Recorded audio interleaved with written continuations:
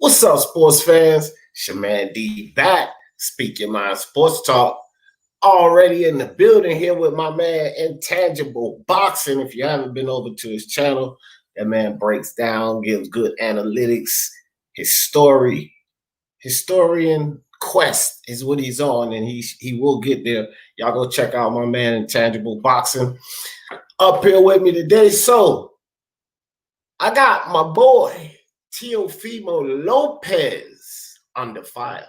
Hey, man, we had Canelo under fire. I believe we had Anthony Joshua under fire. Well, Teofimo, it's your turn, buddy. It's time for you to go under fire because Teofimo has made some recent comments concerning his purse and his cut of the take and the fact that he may not be taking this fight because he don't like how much money he is. So I think in all Speak Your Mind Sports Talk fashion, we need to put Teofimo Lopez under fire. So let's see what we got in the building. We got my man first in the building, unbiased boxing and true crime. He said I'm at work, but this is going to be playing in the background. My man, that's what's up, unbiased. Appreciate you, fam. Brian Hawkins, my UK Connect out there. What's up, Brian? Appreciate you. Oh, is it Ireland? I'm sorry, guys. If I think he's Irish. Yeah, it's my Ireland Connect. My bad. My bad, Brian. Chin Smoke, what's good with you? Chin Smoke, Carlos Mendoza, AOBs. What's up, AOBs? Die Hard Casuals.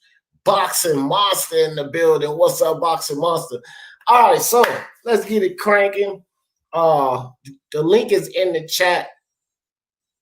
For anybody who, I thought I put that in there. The link's in the chat for anybody who want to join Intangible and I. But listen here, man. I'm going to let Intangible start off. I'm pretty sure some people are going to be clicking the link because you guys know I got always a lot to say about Teofimo Lopez. I'm not sure if senior, they're probably busy. Okay. I do reach out to them. To him, not Teofimo. I'm not going to bother him right now, but I did reach out to Senior to see if he could pop up here with us. Maybe, maybe not. Sometimes, but he might be busy, bro. They got the fight coming, training, whatever.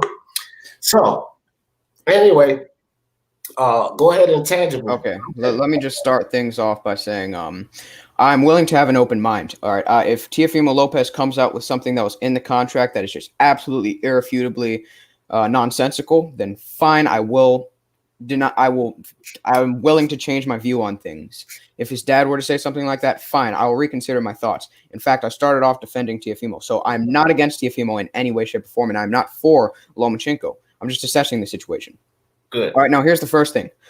When it comes to Teofimo Lopez being underpaid, remember before the whole COVID situation was supposed to occur, Lomachenko was supposed to receive $7 million compared to Teofimo Lopez's $3.8 million, right?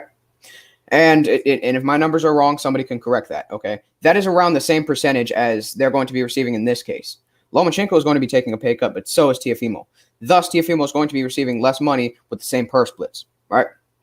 Now, when it comes to him being underpaid, when it comes to Teofimo Lopez being underpaid, people got to understand how much Teofimo Lopez is worth is based on speculation, based on what you think his star power is.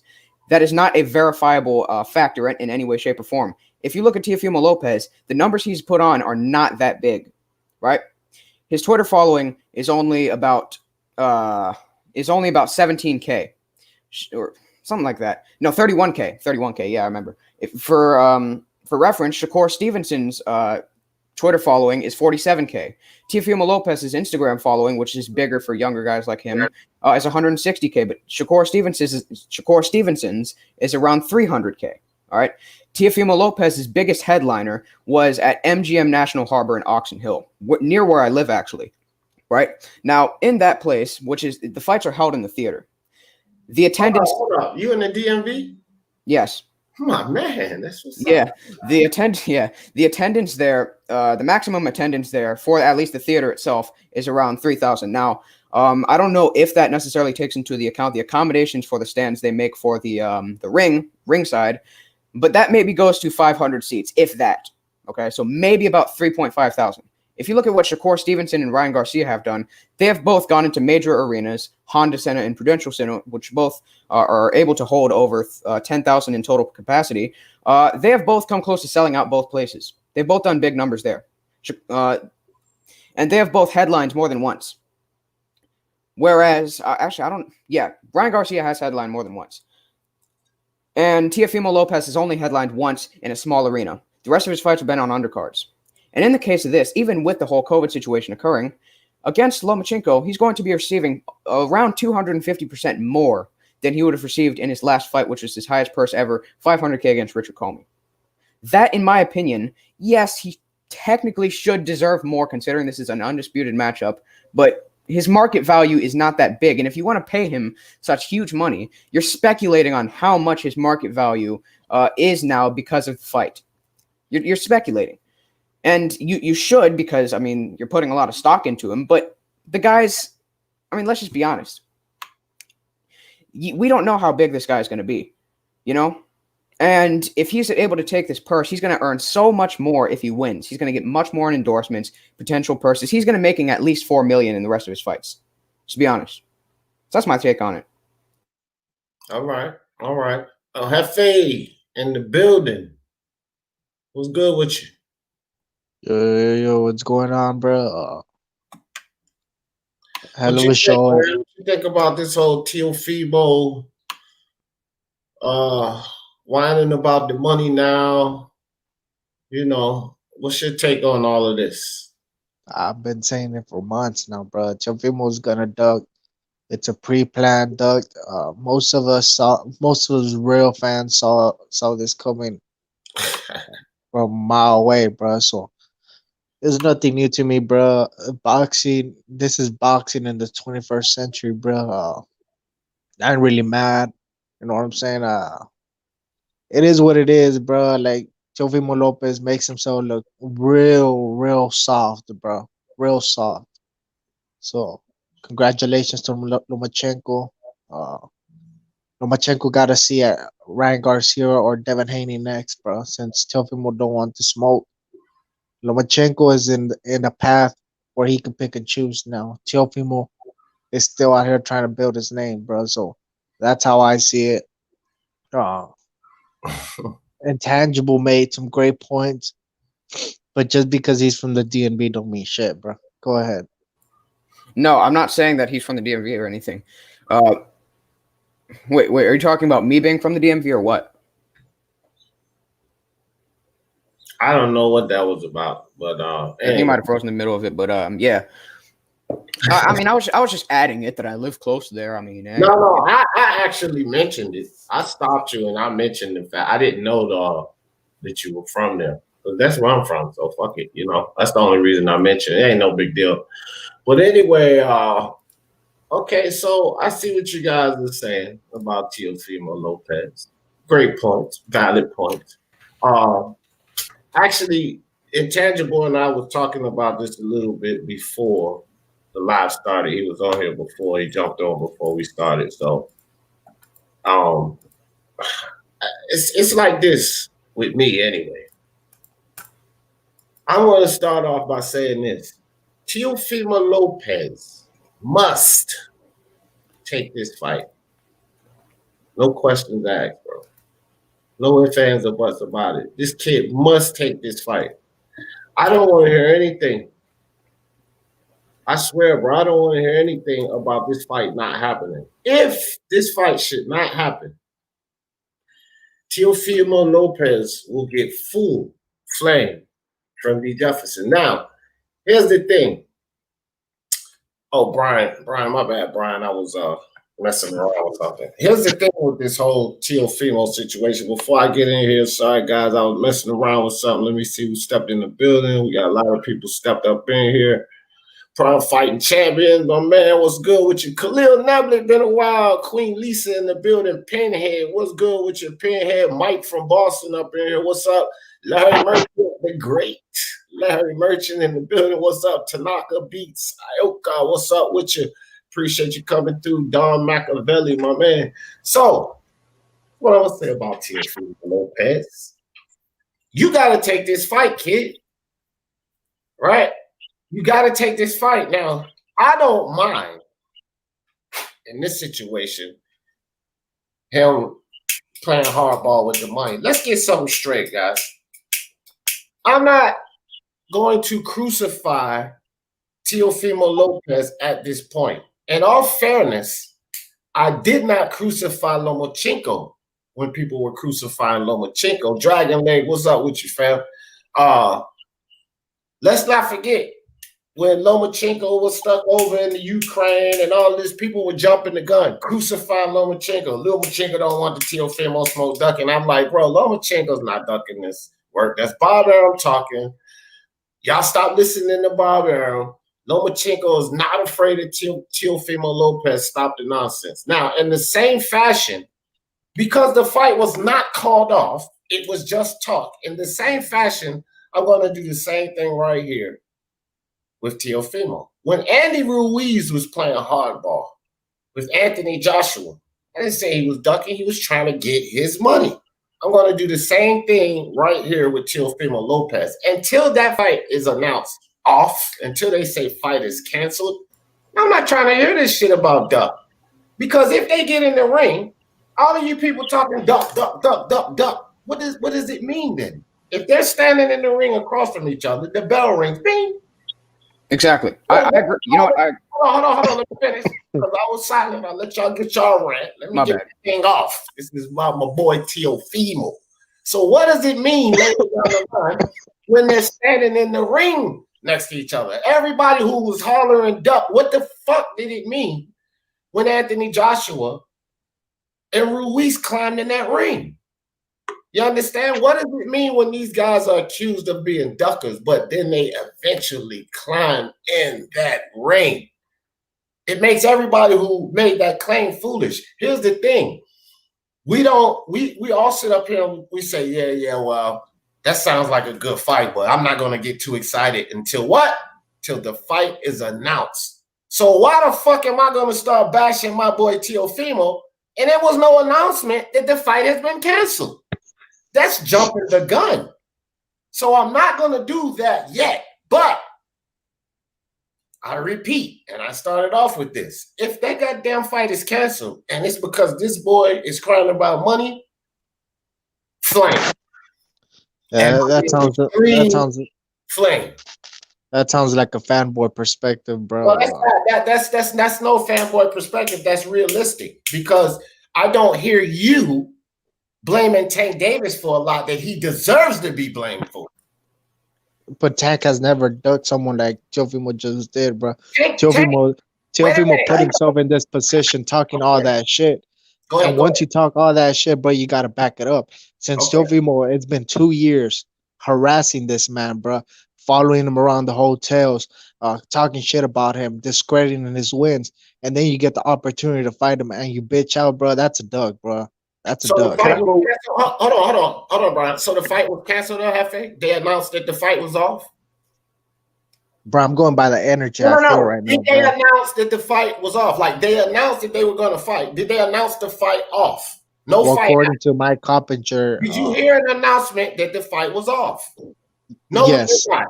No, we did not. No, we didn't. No, okay. Here's one thing. Now, D, I actually kind of agree with your point. I think if Teofimo is able to take the fight, if he's able to come back to the negotiation table with something, and the fight is able to come back on, we can all forget about this. We can just put this in the past, make this history. However, if somebody wants to say that he is currently ducking him, that's fine with me, okay? Because currently, he turned down the offer, and his stipulations are the one getting in the way of the fight possibly happening. However, if something comes out to the table, he's no longer ducking him. He is actually taking the fight. The fight is ducking. Yeah, free, right? That's not been 2 years. It's been 3.5 years. Teofimo's been on Loma's ass. Hey, Brian, let me ask y'all this. Hold on. How many years has Tank Davis been saying he will knock Lomachenko the fuck out? Don't bring Tank Davis in it, bro. Don't bring Tank Davis in it. Because you ain't gonna start that shit. Then he steps up to 135 and fights Gamboa. Yeah. Well, here's the thing. That's not enough, right? No, that's not enough because there's levels, and Tank Davis ain't good enough to step in the ring on Lomachenko. Lomachenko would eat that boy alive. We ain't gonna do that, Brian, because like I said on the last live, just 2 fights ago, people were saying that about Teofimo. He's not on the level to be talking about no Lomachenko. Now, 2 fights later, we're not saying that. We're calling him a duck. So I don't want to hear no shit about Tank's not on the level. Tank, by his fans, by El Jefe's presence and everyone else, is proven, more proven than Teofimo. So I'm not going to sit here and listen to no Tank's not ready or he's not on that level, because his fans believe that he will stop Teofimo. So if we're going to accept that Teofimo's on the level of a Lomachenko, and Tank's been calling him out longer than Teofimo, saying he'll knock him out longer than Teofimo, and he steps up to 135 and decides to go for Gamboa. Now, let's keep something in mind. At the time he stepped up to 135, Lomachenko was talking cash shit to Tank. So he could have stepped up to 135, and I think Loma would have accepted that fight happily because he was talking cash shit to Tank. But no, Tank went to Gamboa. Now, when we fast forward, Teofimo talked shit to Lomachenko, and Teofimo fought Comey, and Teofimo worked himself into the fight that has not been announced off. It ain't been announced off yet. It's not been Hold on, Brian. He is in the fight that Tank talked about all these years, and also had the opportunity, but decided to go to Gamboa. So I don't want to hear this shit from Tank fans about Teofimo. If you're a Tank fan who's been advocating for Tank, shut your fucking mouth. That's what I'm saying. I don't advocate for Tank. Okay, so I ain't talking to you because I just said a Tank fan that advocates for Tank, shut your fucking mouth. Yeah, in my defense, I don't advocate for Tank either. So the fact is that this fight was very close to happening. Now we're in another negotiation table. It looks like.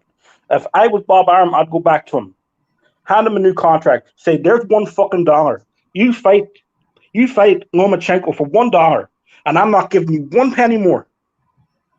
And that's your new negotiation. And that's what I would say. If you don't, I will make sure that no promoter will ever touch you again. You will never get another title shot. You are done in this business because this is a duck. Right now, this is a duck because he turned down the biggest purse of his career. And that's it. Right now, it's a duck. And I am pissed off about it. So, Brian, what do you know about the negotiations behind the scene? I know he turned down $1.2 million. We all know that. Yeah. And he said he doesn't want that. So that's common knowledge. We all know that he does not accept that price. He feels that's not enough. Outside of that, Brian, what do you know about the negotiations behind the scene? What do you know about what Bob Arum is finagling? What do you know about the exact numbers? I know nothing about the exact numbers. All I know is the guy turned down the biggest payday of his career in a fight which is his legacy fight. If he beats Lomachenko, if Teofimo Lopez beats Lomachenko, then suddenly he becomes the man, and the money will come his way. If he believed he can beat him, he wouldn't have turned down that money. That's what I believe. Okay.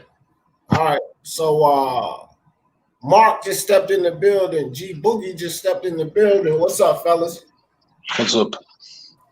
What you think, Mark? What's up, fam? What do I think? I don't know. You did come up to speak your mind, didn't you? Hey. I mean, you can call me Mystic Mac, man, because I predict these things, you know. Nah, in reality, it is what it is, you know. I'm not losing much sleep over it because I've been expecting it kind of all along. The situation is career high payday. People saying it was for Undisputed because the franchise is transferable. You have a chance to become a star. I mean, I'm not looking at it from the point of view of a manager because I'm not one, and I don't think anybody anybody on YouTube should be approaching this is from the point of view as a manager. They should be approaching this from the point of view as a boxing fan on what fights they want to see. The more we defend people pulling out of fights or rejecting deals or whatever, the more we defend that, the more we are not going to get what we see, and then we're going to complain we don't get what we see when we're the root cause because we allow it. So the more it passes over, the more power it puts in the promoter's hand to do wicketry too, Mark. So it's a cross side to that, because if you just blow it over and allow these promoters, the fact that we don't know, real quick, Bias says legacy fight that was a take it or leave it offer for Undisputed. Shaking my head. Yeah, I know. That's what I say too. I mean, I don't know how you could just say a take it or leave it in that magnitude of a fight. I'm not with that either. But Black and Brown says that, D, we got to keep the same energy across the board. You flame Ryan Garcia for turning down 200,000, crying Garcia. Remember? Yes, I did. And here's the thing. You must not have heard when I said that when this fight gets announced that it's off, and it's because Teofimo didn't take that fight. Yes, Ryan's fight never happened. Ryan also signed for a contract and was complaining, Black and Brown, for what he signed for. Understand this. The COVID pandemic is unfortunate for everyone, and they're requesting that everyone takes pay cuts, but agreements were made, okay? And the COVID pandemic kind of put put a obstacle in the way. Even still, were made. Ryan Garcia made an agreement and tried to back out of the agreement he made. So can I say something? Hold on, Brian. You can't hold on. There is a bit of difference here, Black and Brown. But also, I said if that fight don't happen, the boy's getting flamed.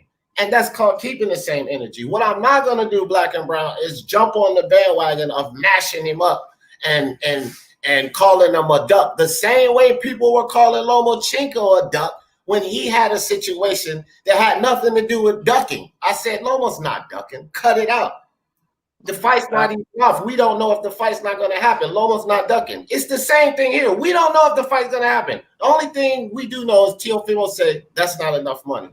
And our opinion could be that it's enough money. I think that it's more than enough because of the value, because of the legacy, because of what it'll do for him. I think he needs to take that money and take this fight. But that is our opinion. And we don't know what's going on behind the scenes. We don't know if Bob Arum is being Bob Arum and fucking this kid over royally. But they do know that.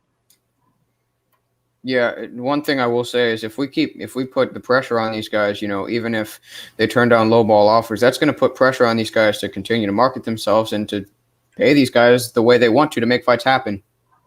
Yeah. Can I say something? Yeah, go ahead, Brian. Isn't Lomachenko taking less money for this fight than he would have got before the COVID? Yes. Yeah. Yes. Didn't he sign the contract?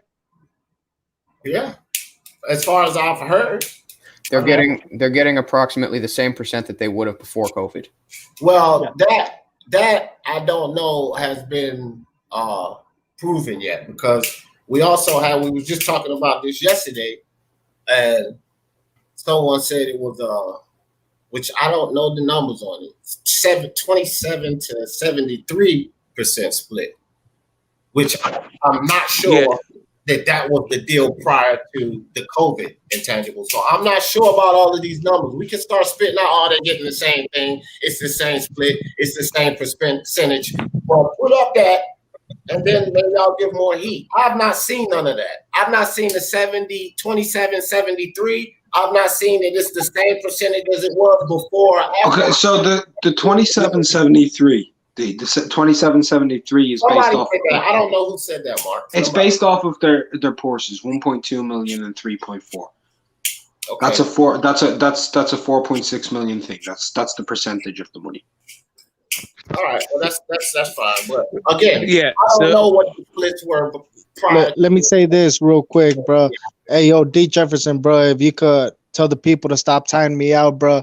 You know what I'm saying? I'm just responding, man. It's my rights as a person in the chat, bro. You say it was free for all in the chat, man. I'm getting timed out, bro. So what's up with that, bro? Jefe, look, I'm gonna tell you what's up with that. Now, let's be honest about something.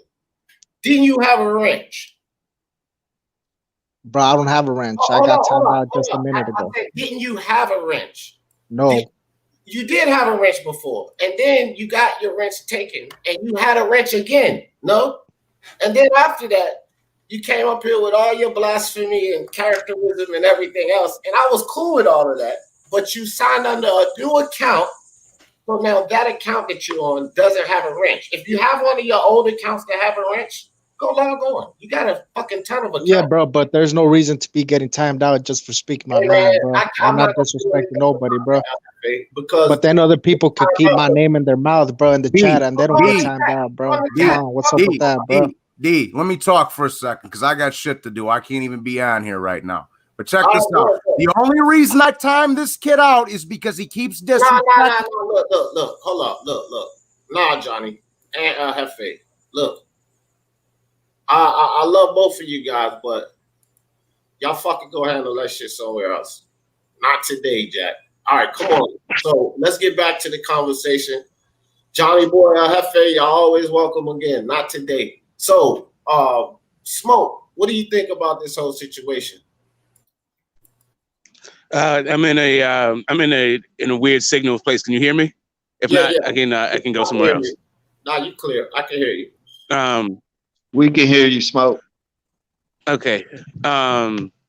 Yeah. I think that once again the fighters are being put in a position because guys outside of really at this thing, Bob they shouldn't be fighting for less than a $5 million purse. Bottom line. I'm not putting it on COVID. I'm not putting it on anything. I'm putting it on Bob's greed. It really, it's not even that. I think that this entire thing about it being so low is an indicator that Bob is not really trying to make this fight and never was trying to make this fight. Now, see, okay. See, this is where things get dicey. Smoke. That's why I love Get This Smoke. Now, let me say this. I don't totally agree with Get This Smoke, but there is merit to what Get This Smoke is saying. And not only that, no, Johnny boy, don't get angry, bro. I gave both of you guys some rules. Both of you. So it's not all you gone. El Jefe ain't up here neither.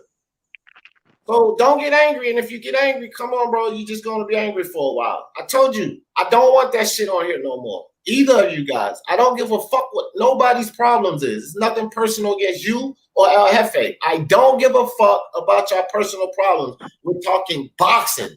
When y'all left off, nobody said, hey, fuck Johnny boy, fuck El Jefe and that bullshit. We didn't say that.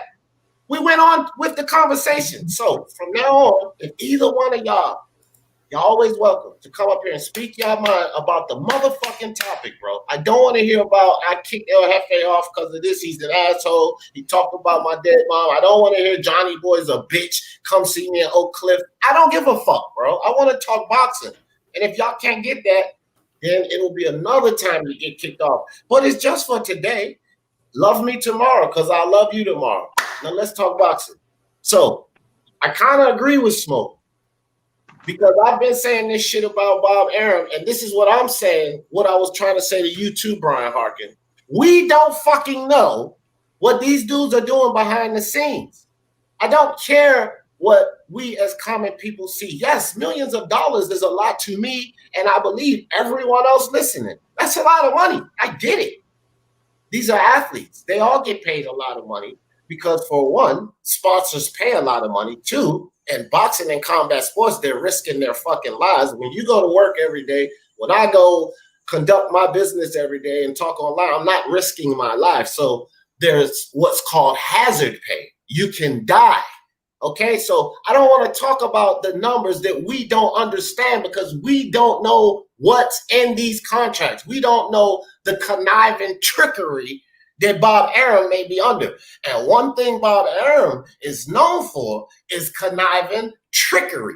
But with that being said, I don't give a shit also what Bob Arum is doing. If that kid don't take this fight and $1.2 million was the reason, I'm going to flame him. regardless of what Bob Arum did. So I want to keep that in mind. Hey, But D. I gotta hear that the fight is not on. Yeah. So for me, I'm looking at this. Even with it's fine that maybe on the night you take less money, but this is a property. This undisputed lightweight fight, first time for 4-belt undisputed. He is going to monetize this forever. You can give these guys a cut of the licensing fees, and we don't need to have these conversations about flaming guys for taking less money and all this shit. It's just it's bullshit. Anyway, Teofimo, rightly so, is going to take his flame, and also Loma is rightly so going to take flame when he fights some nobody for another vacant title on his undisputed run. Right. And I tell you this too, bro. Like, my granddaddy always told me, and G Boogie, I'm gonna let you chime in right after I say this. Yeah. My granddaddy always told me closed mouths don't get fed. You know? So if you think somebody fucking you over, then you gotta speak on it. We don't know if Bob Arum is fucking them over. We can only sit up here and give our opinions on numbers we hear. We don't know what Bob Arum is doing. So if you thinking somebody's fucking you over, what are you just supposed to take it up the ass? Hell no. You're supposed to at least say something. And so at this point, and since the fight ain't off yet, Teofimo has at least said something. And he's getting played for it. Go ahead, G Boogie. From my perspective, as you eloquently put it, that we all are not participants of the contract or negotiation or the any of the back scenery stuff through the negotiation between the two individuals. But okay, Loma got 3.2 mil, right? And he signed. Okay, Teofimo got a 1.2 million for his half.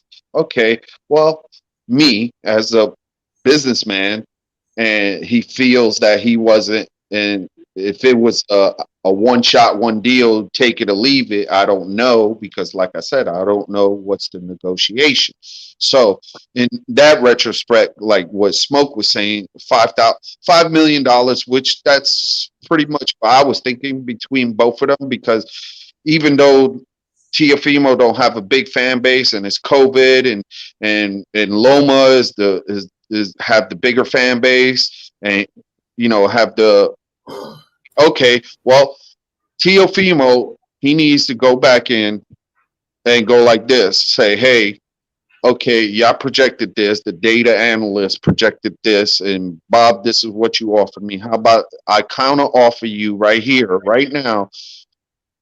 Exactly. If they make project over the projection, I will only want this much, which is 500, let's say $500,000. That will put. Hold on, real quick, G Boogie. Hold on, real quick, G Boogie. El Jefe, stop the nonsense, bro. I'm not even putting you on. I know that's you. Charles D ain't stepped in the building yet, and before he even gets on the live ever, he always steps in the building. So stop it, El Jefe. You done for the day, dog. I asked you guys not to do that. I'm not letting you on. I know that's you. It's not Charles D. Go ahead, G Boogie. So he could go back and say, well, look, if we make certain overage, like what Smoke was saying, okay, boom, let me get a cut of that, and I'll take the fight. I'll sign it. If you let me get, if it goes a little bit over what your data projected, I will take that. Sign me that check. Once the fight is over, whether I win or lose, sign me that shit over. $500,000 added to my purse if it goes over the projection rate. There you go. It's negotiation. Let's negotiate. You are the younger man. He is the older man. You are a champion because you beat Comey. He is a champion because he beat whoever. Now, you said all this time, you on lunch for 3 years, you wanted to whoop this man's ass. Okay, well, now you just made the negotiation and you'll sign it on the dotted line right there and then. If you don't, then you're going to get flamed. because first of all, you went to the negotiation table and they say, let's say they say, okay, let's do this. That's $1.7 million you made on your first fight. On the last fight, you only made what? Somebody told me, Mark said it before. I think Mark said that Teofimo made only like 500,000 against Richard Comey. Yes. Yeah. Okay. So if he made 500,000, now you're making 1,000,000.7. That's 300%. It's not 1.7. It's 1.2. Yeah. No, I'm saying he adds on the back end on the perk because he's saying that he feel embarrassed and that's why he didn't sign because he feel that they ain't giving him enough. I said sign a contract that'll give you over the projected rate. If they make over the projected rate, whether win or lose, and he could make an extra $500,000, sign the motherfucker. Yeah. If not, he ducking. Yeah, let me go back and counter that. Let me counter that, right? So he goes to Bob Arum. He says, if we go over projected numbers, I get $1.7 million. Then Loma goes back to Bob Arum. If we go over the projected numbers, I want an extra $1 million. Well, Loma already signed. He's getting what he's getting. We're not talking about Loma. Loma already signed. So technically, his contract is verbatim signed. He's done. He already got his. Yeah, but he signed a percentage deal. So if he signed a percentage deal, that means his money goes up. So yeah, but Brian, we don't know that he signed a percentage deal, mate. Yeah, where did that come from? Yeah, no, I'm just putting into perspective if it is a percentage deal. From what we know, these are flat fees. These are flat fees.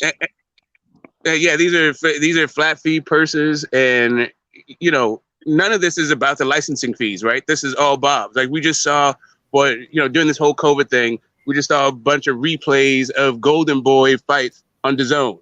How did that happen? Because Golden Boy owes the rights to those fights, and they license them out to DAZN.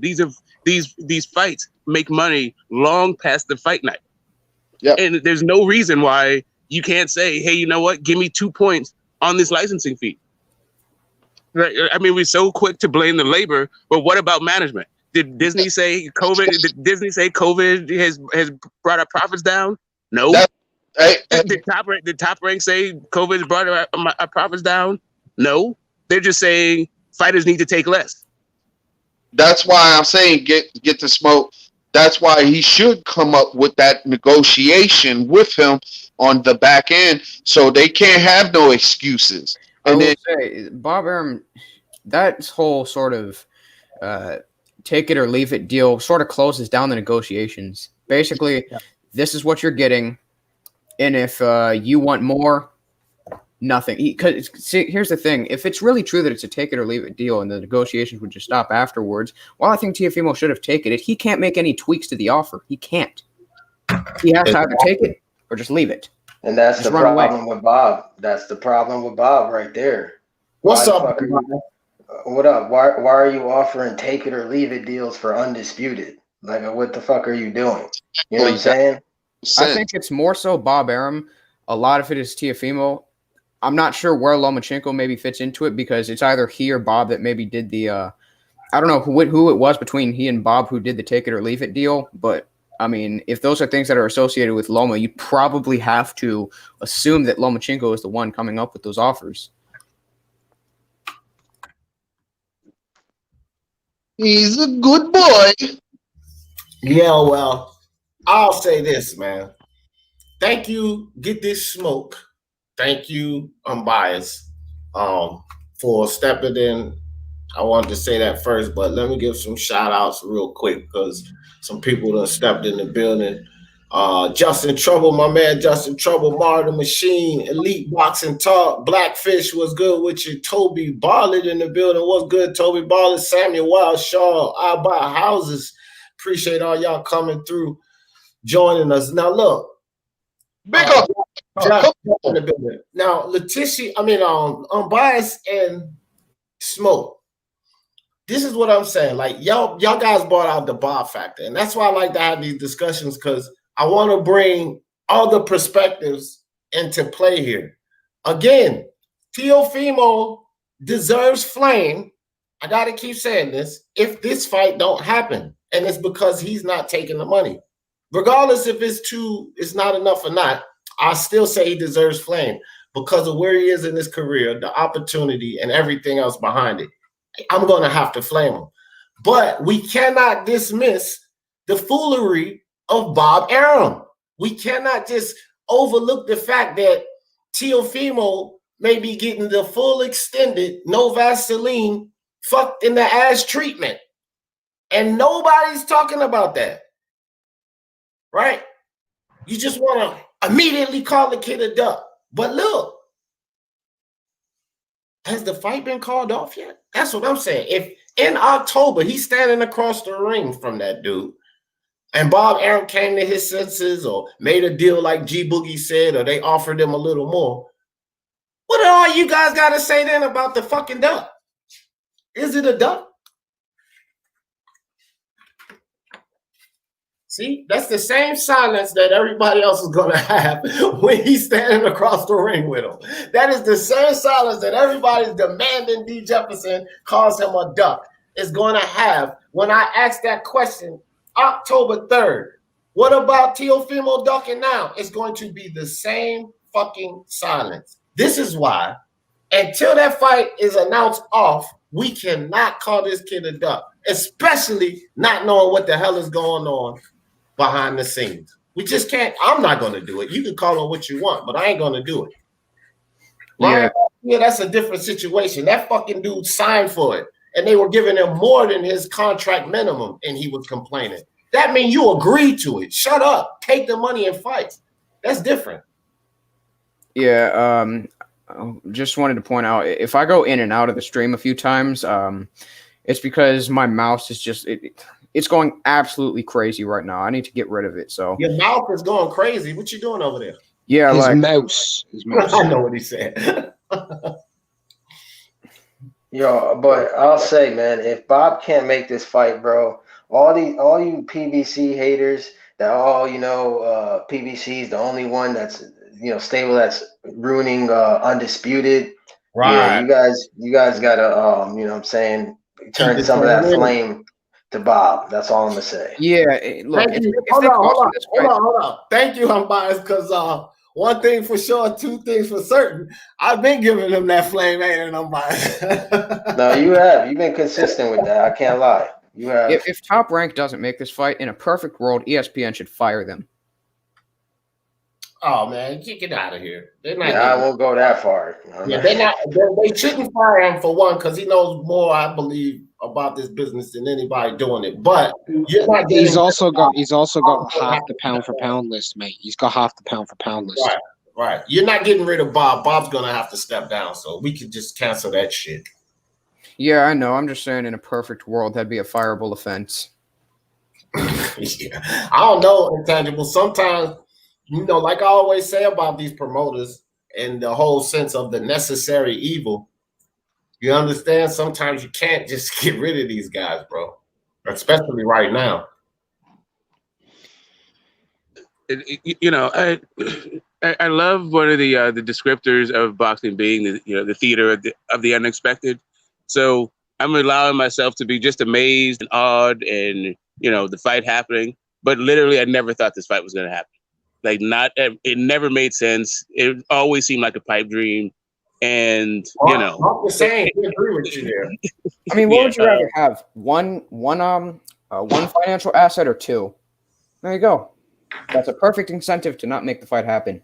You lose Lomachenko, you lose a pound for pound guy. You lose Teofimo, you lose a potential pound for pound guy and a potential big financial asset. There you go. Exactly. Good point, Intangible. And that's right up Bob's alley. Oh, hell no. Dude, you slick as a motherfucking chameleon.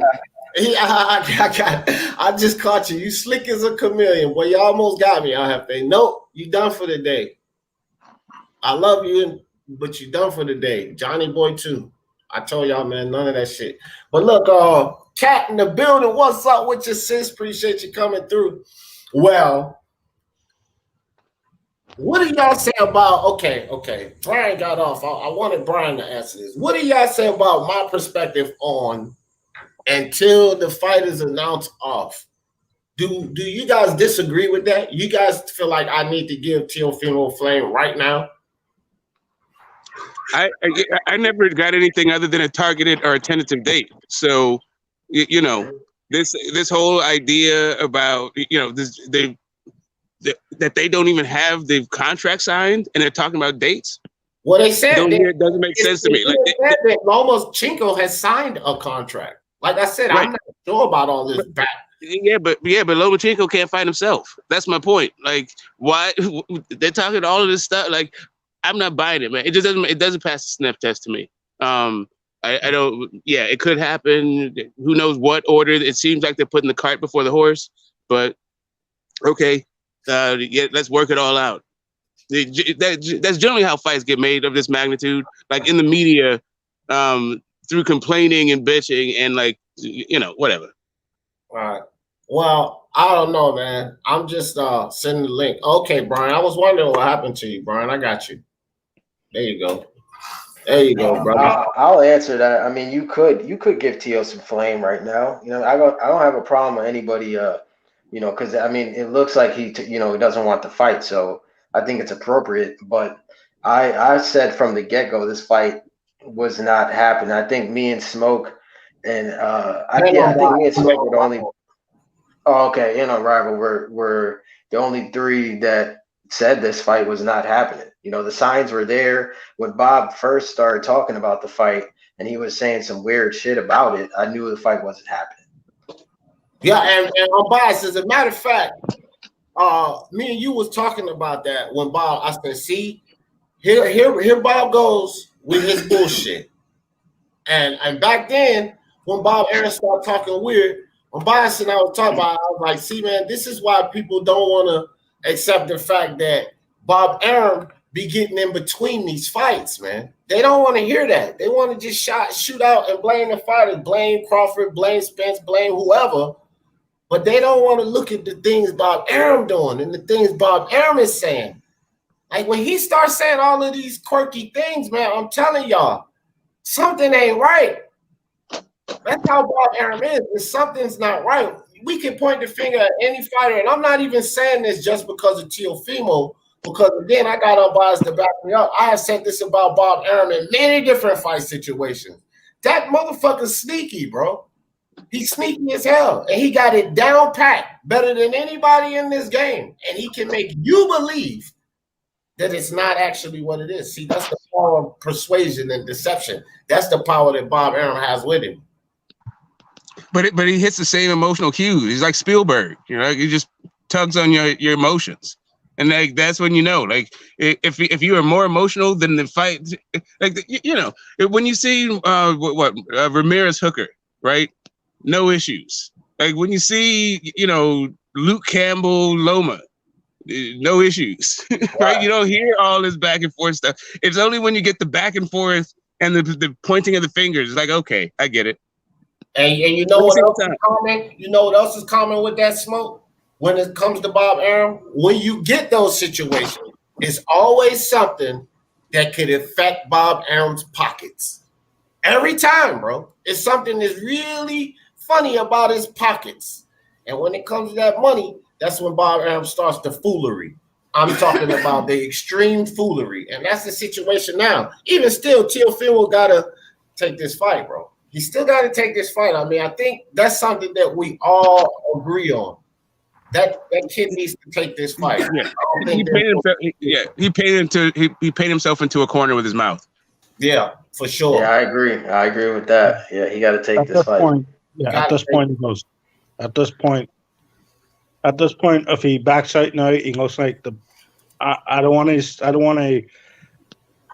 throw any profanity on your live. Let it go. This is why I'm giving Teofimo. Okay, he looks like the biggest pussy in boxing. My bad.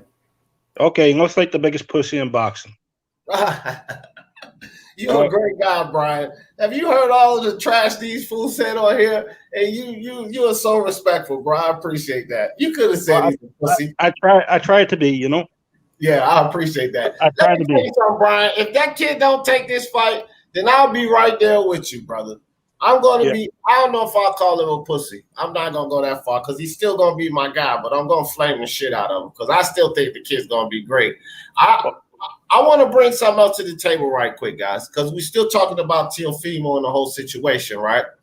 Because here's something that I'm hearing as well, and this is something that we'll talk about down the line anyway, so let's talk about it right now. So if Teofimo doesn't take this fight with Lomachenko, he ruins his career. That I don't agree with because this kid still has a lot ahead of him. It's going to, he's going to get flamed by me and a whole lot of other people. They'll probably flame him 10 times worse than me, but I'm going to give him a lot of heat.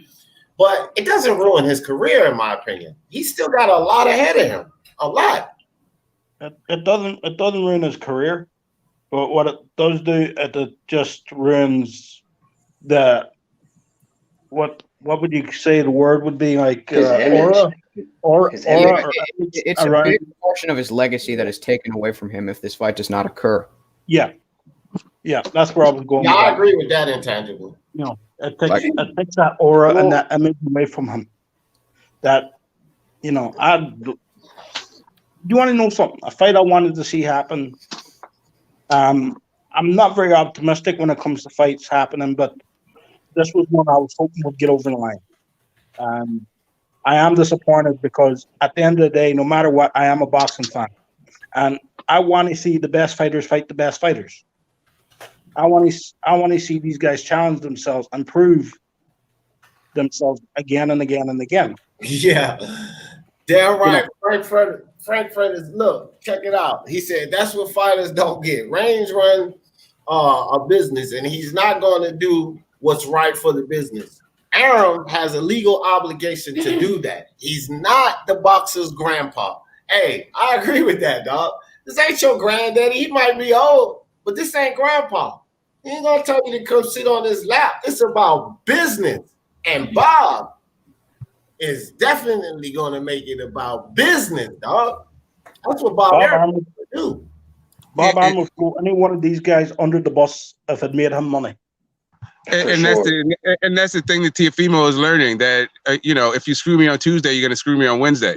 So even if he takes this fight and his legacy and all this stuff, then where are you now with Bob? Because now it seems like you're gonna be a short end of the stick, especially if you're being lowball and you aren't successful and you don't get the result, right? Because he is not the favored guy to win in this, right? So. Now you have taken less, you've taken the L, and you know that your promoter will screw you. Y'all going at it in the damn private. Yo, I think the person that's gonna take the biggest L is Teofimo Senior, because he's been around on multiple channels hyping this fight, saying his son's gonna knock him out. You know what I mean? So. They're both going to look bad. It's definitely going to take a hit on their image, but I do think he could go on to do a lot more, you know what I'm saying, to be successful if that's the case, like going up to 140, becoming undisputed there, or having a good career there, beating some good names, or even at 147, then we're probably not going to look back and be like, yeah, but he never fought Loma. Now there will be people who look back and go, well, he didn't take the Loma fight. You know, you always get the one person in the room who go, well, this is Lomachenko. You know what I mean? Like, you know, there's always that guy. Yeah, but nobody really does that with Mikey as much. No, but it should. But look, let me say this, dog. Let me say this. A lot of these people that's giving Teofimo heat, right? A lot of these people that's giving Teofimo heat. Terrence Crawford was not doing this shit early on. He wasn't. Let's keep it real. Terrence Crawford was just going about his business, you know, taking the cards that was dealt to him. Got Lomachenko. He got a big fight with Khan as far as fans and everything is concerned. He got Lomachenko plastered all over his promotion. Terrence Crawford, you know, PBC fighters talking shit about it. Terrence Crawford just taking it on the chin. But nowadays, Terrence Crawford is like, you know what? F this. But everybody wants Teofimo to shut up. See, Bob Arum has a knack of doing this. And coincidentally, Lomachenko played a part of that again. He's super pushing this guy, Lomachenko.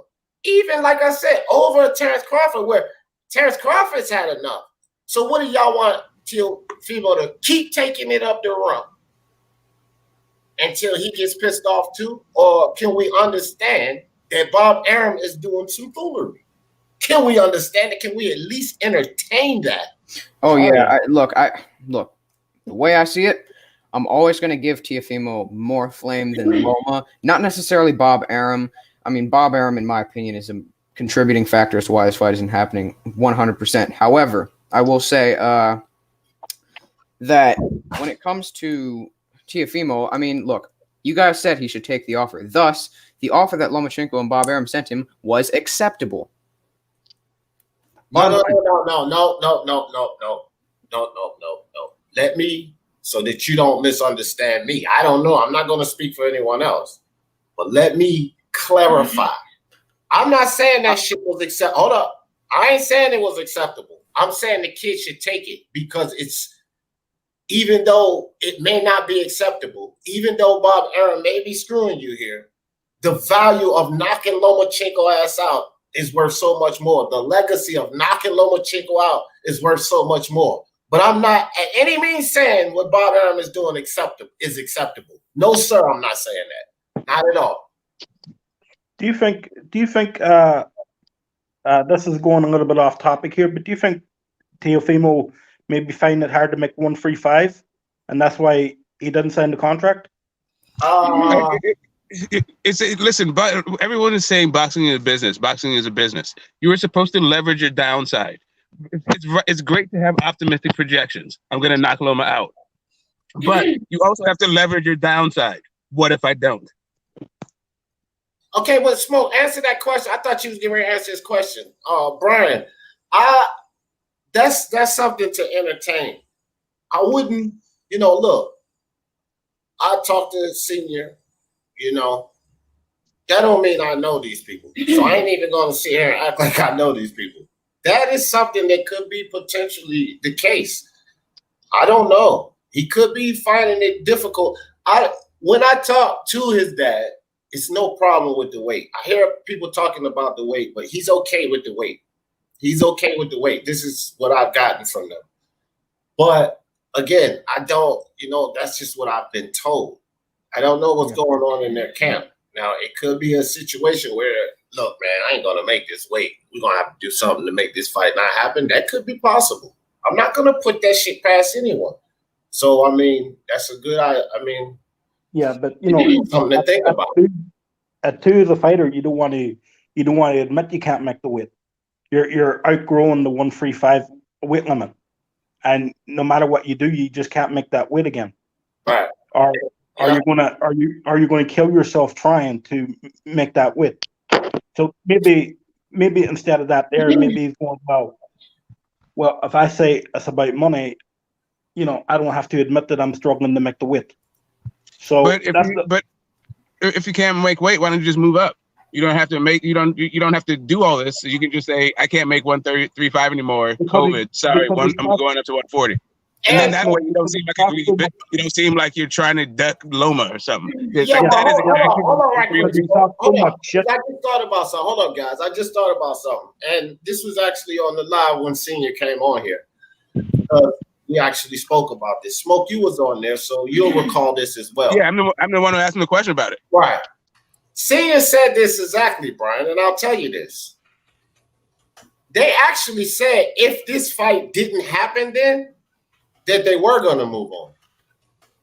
Yeah. So again, and like I said too, you also told me the weight is fine for this fight.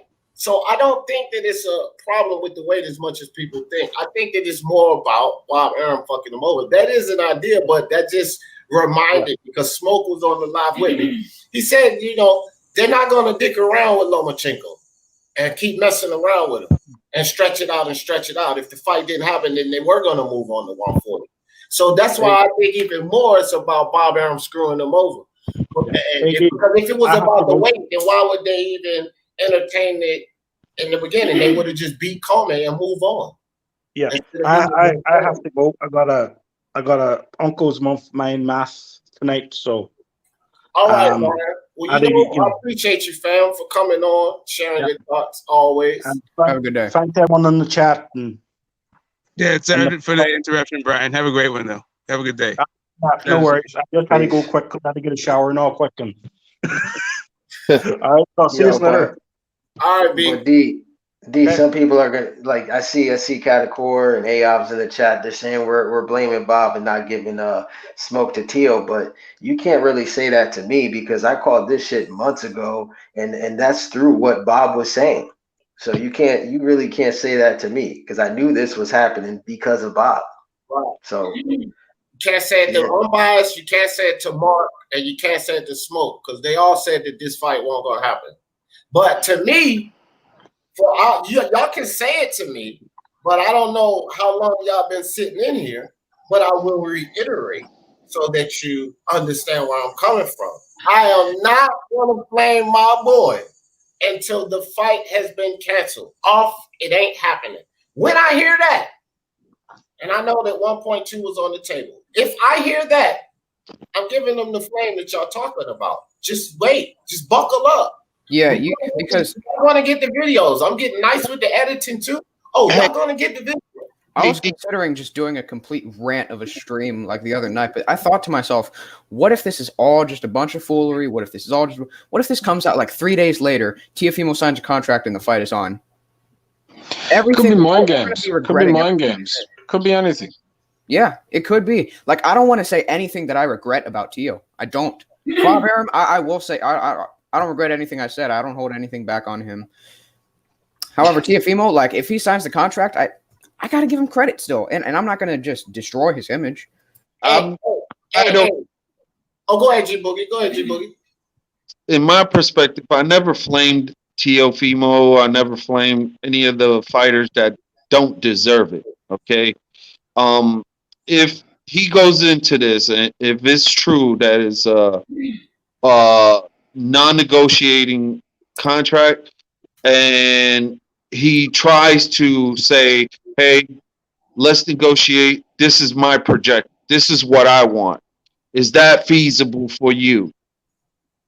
And legitimately he brings it out to the open, like that time that fucking, even though I hate to say his name, but Ryan Garcia did, and that's why La Hoya, redoing something with him, but then they still working out the kinks, but in negotiation. So in that retrospect, if he goes back to the negotiating table, find it, to say, give me this, something that is feasible, and he's willing to sign, then technically we cannot flame him for that because he went back to that negotiation and he went in there to do it. But that being said, even if he don't get what he wants, and he just gets a little more than what they offered him, and he don't sign that shit, yeah, he's gonna have a curved side bump, one of those bumps that you driving and you thinking you covering it and you don't cover it, boom, hit your muffler and the tailpipe falls out or some shit like that. Then yeah, he deserved that flame. Yeah, for sure. For sure. My only thing where I critique, my only thing where I kind of critique Teofimo in this situation, and I'll always maintain this, is you've been calling the man out your whole career, saying you'll beat him, and it doesn't matter what amount of money you'll get, you'll knock him out and become the best. That's my critique. Go ahead. That's my only critique, really, in the whole thing. Other than that, like, you can put it down to a number of parties. Bob's obviously a part and parcel. Like, how much money is Bob looking to make out of this? Is Bob not taking any concessions? Like, we don't know. We don't know. I totally agree what you're saying about that point of Teofimo, because he has been calling the man out. In order to be the best, you got to beat the best. Use your prize fighter. It's about the prize, but the prize, the ultimate prize, you talking all that shit to that man, and then now you talking about you own 1.2 mil, and you made more than what you made in your last fight, and you're gonna be undisputed, and you're gonna be the title man. Hey, this to me is a no-brainer, because you're gonna get the riches, and then you go drop all those 135, you go to 140 and make more money. So stop the bullshit, bro. Just go and fight. Yo, at least make it a pay-per-view, bro. Because PBC putting on pay-per-views that ain't fucking pay-per-views. They're not even close to pay-per-views. Like Tank versus Leo. This is a legitimate fight that some people think is 50-50. I mean, most people actually think Loma is going to win, but this kid has the power to knock Lomachenko out. And he's been screaming and hyping this fight up to the point where people are believing in him. You know what I'm saying? So, yeah, it's a pay-per-view to that extent. You know what I'm saying? So if you really are having a problem trying to fund this fight, then throw it up on pay-per-view and allow it to make as much money as possible.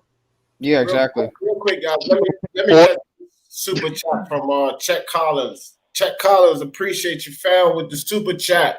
He said, people, let's not jump to conclusions. Lomo may offer up some of his purse to make the fight happen because legacy is more important than money.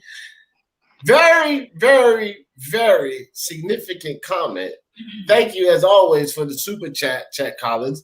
But I want to speak on this comment by Chet Collins, and I'll leave it up for a while. I'll get to some of those other comments behind that in the chat. But I think this is a very valid comment, very interesting comment. And I'll tell you something.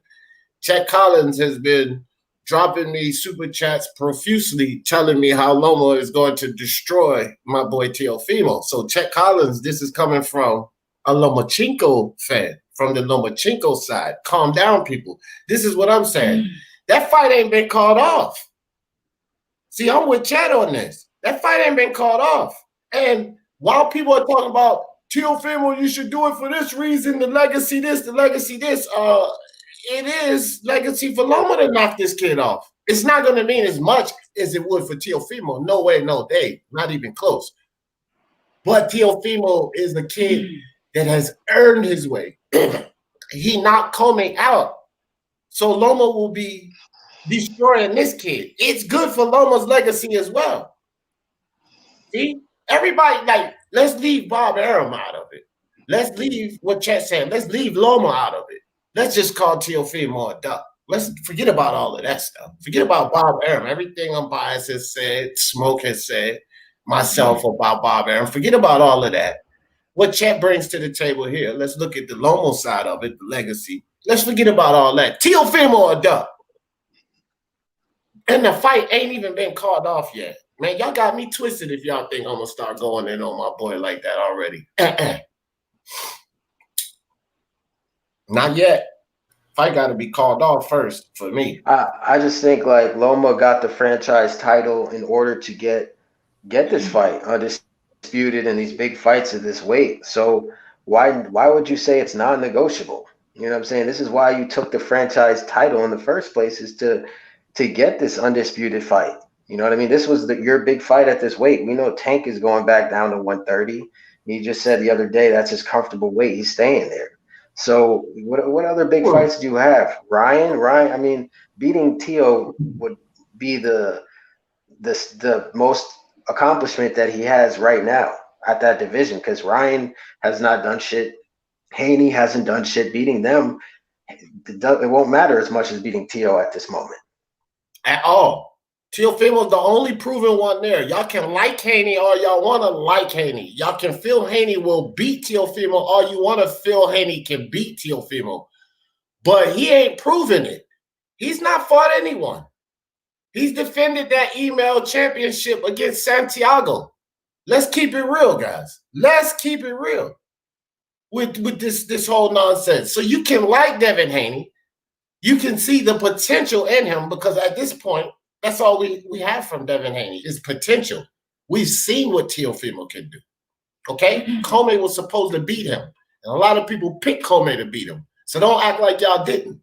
So we've seen what was called potential in Teofimo. We ain't seen that yet in Ryan, and we ain't seen it in Devin Haney. So stop it. Stop it. Teofimo's proven. That's the best guy for Lomachenko to beat right now. At 135. That's the best guy for him to beat right now. Now, my man, Fuentes, what's up? He says, salute, bro. There's no doubt in my mind at all this fight will be made. Teofimo knows what he's doing. You see? Fuentes, my man. You understand? There's multiple perspectives on this. You cannot just sit back and let somebody like Umbaya say, oh, it's take it or leave it. Man, don't y'all understand that Bob could possibly be just trying to screw this kid over? He's like, nah, bro. I know this fight is big and all of that, but pump the brakes right quick. Hold up. It ain't going down like that. And because Teofimo do that, he's a duck? Nah. Not in my book. Not yet. And I still might not say he's a duck. I'm going to flame him because he's foolish. I'm going to flame him because I don't care about the money. I'm going to flame him because you turned down legacy over money and you're now like a lot of these fighters I don't like. I'm going to flame him for a whole lot of reasons. But ducking may still not be one of them. Might be just holding his ground and, you know, taking it too far. Like, Teofimo has sort of shown diva-ish sort, and I'm not saying being a diva is necessarily a bad thing. I feel like if you're a top level, I feel like all top level fighters are divas in the negotiations table. However, I've always sort of gotten that sense with Teofimo more so than others. I feel like in the Comey negotiations, he pushed that fight back a little while. I mean, I can't remember the exact details during that fight, but he was making some sort of he was making some stipulations in that fight. Sort of helped push it back. Yeah. Yeah, for this will be a huge blow to their to their aspirations of being self-promoters, because they definitely put their foots in their mouths with this one. If they wind up not taking it for because it's a lowball offer, because it just seems as though he would have fight him for free based on the way he was talking. Right. And that's why I gotta like, bro, I'm not trying to hear that about the money, bro. Because look, kid, you convinced me you'll knock the dude out. Not really. You know what I mean? But at first, like I was like, I don't know, man. But he at least convinced me to look into it a lot deep, into a deep perspective. Like, let me look at some of his amateur work. Let me look at everything that I can find about this kid. And once I did that, I transitioned my thoughts to saying, I think he'll knock Lomachenko out. I really think he'll knock him out. But it was because of the hype surrounding him. It was because of the way he was talking, his bravado.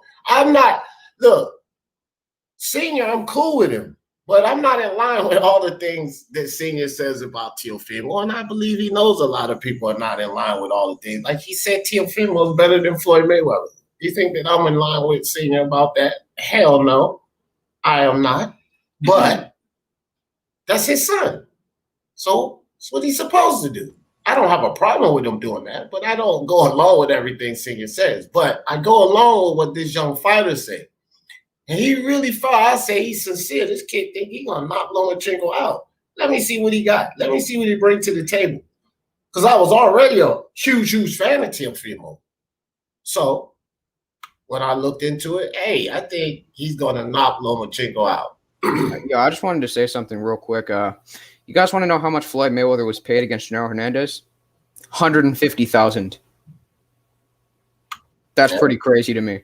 The guy who would go on to be the biggest pay-per-view star in boxing history earned absolute peanuts in that fight. But he accepted it because Hernandez was the A side. But he also set a standard in boxing when he left. So now that standard is quadrupled. So you can't take 150 at a time, and it's because of that standard that Floyd Mayweather left behind. Yeah, he accepted 100K versus Hernandez, and he got 50 mil versus Oscar being the B side. Right. Exactly. You got to build yourself up, and you kind of just have to roll with the flow a lot of the time. But Loma's not bringing in that kind of money. No way. Loma does small rooms. His pay-per-view in the UK was a flop. It was like 201K, and their pay-per-views are what, $25? So that was horrible. Right. That's why I always he is no star. Talk about Floyd and all of this and Canelo but Loma's not. Man, look, but this is what I'm trying to say. I don't think that Lomachenko is going to be Teofimo's.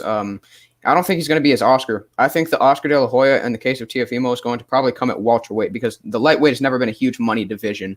I'm just saying is among Teofimo's first step ups, as he is not a guy who has necessarily proven himself to be a real attraction. Fighters of the past who have been in those positions before have taken that, and they've gone on to do great things. That's all I'm saying. All right, chat with the super chat.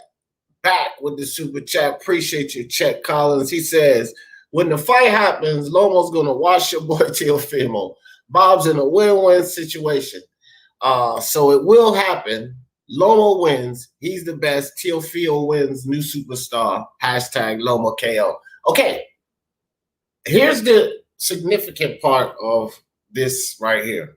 First, I appreciate you again, chat, for the super chat. Second, the way he started this off. When the fight happens. When, not if.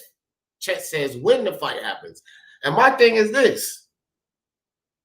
Until I know that fight ain't happening, don't expect me to say nothing about my boy Teofimo.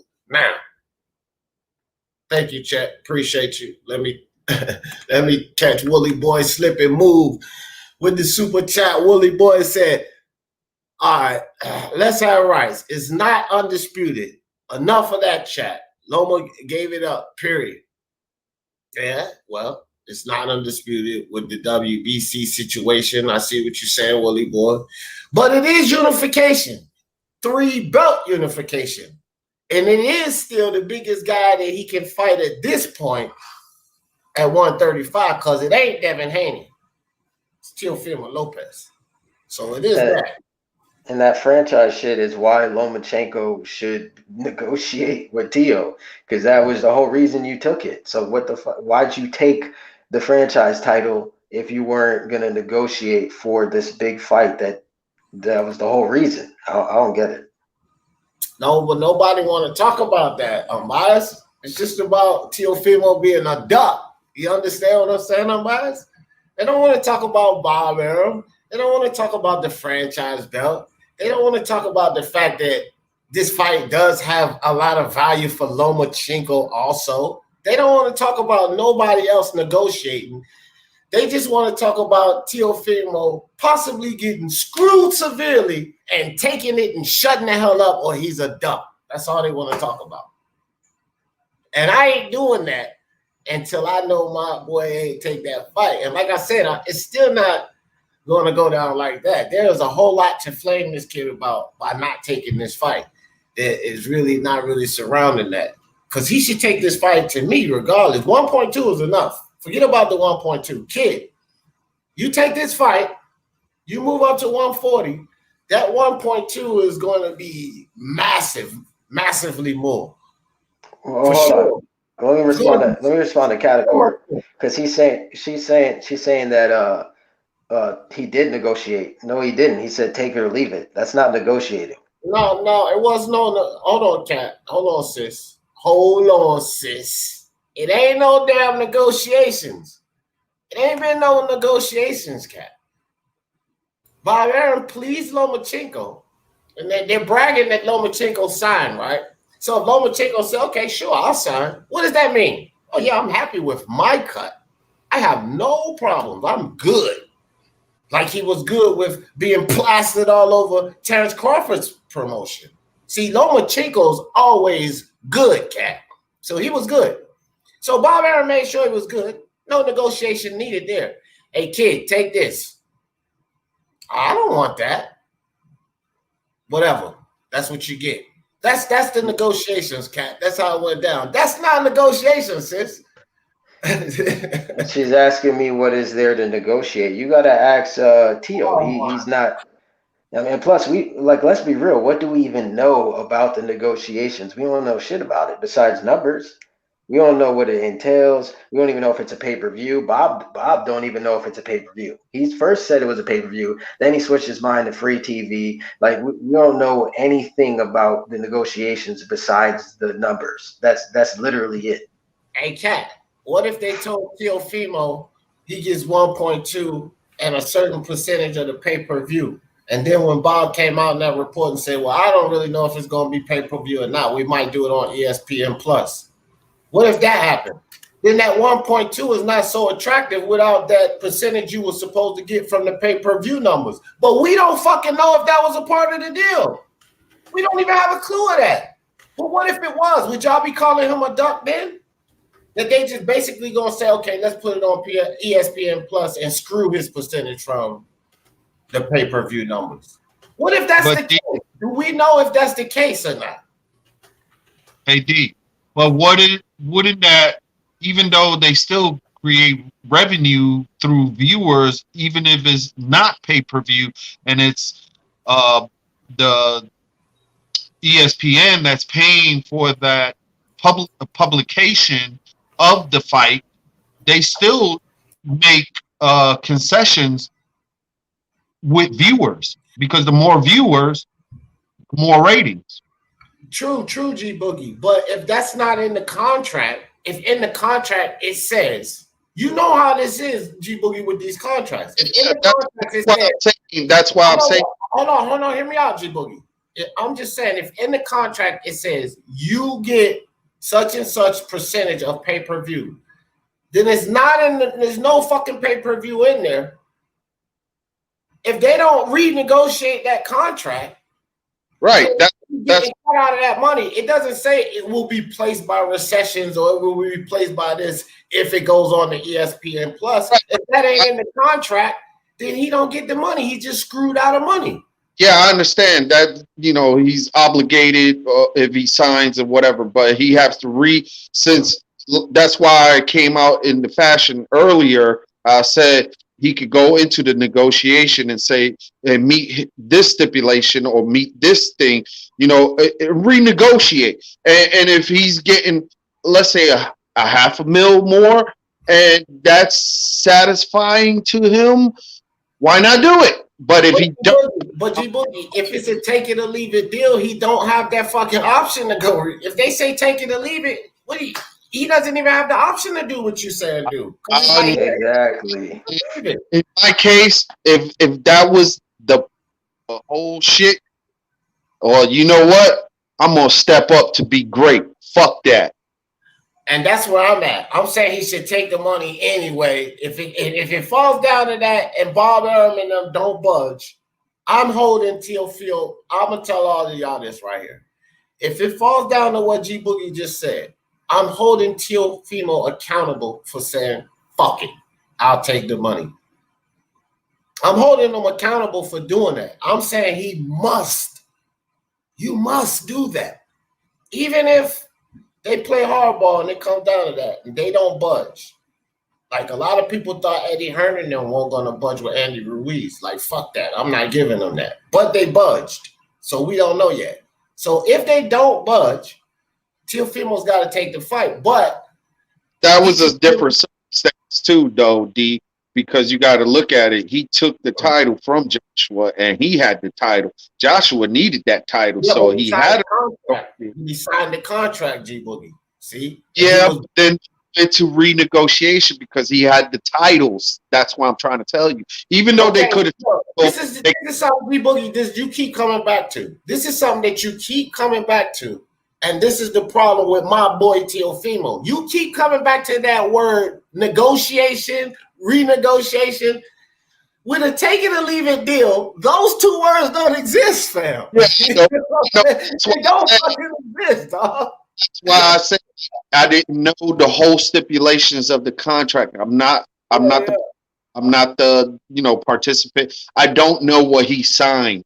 I wasn't there. I wasn't obligated to be there because I ain't part of their team or anything like that. I said that in the first place. But the whole thing is, if it comes to that, and if it was an ironclad thing and take it or leave it, I'm gonna man the fuck up because I've been talking shit for 3 years and I need that motherfucker on the ring so I can knock the shit out of his ass. Yeah, so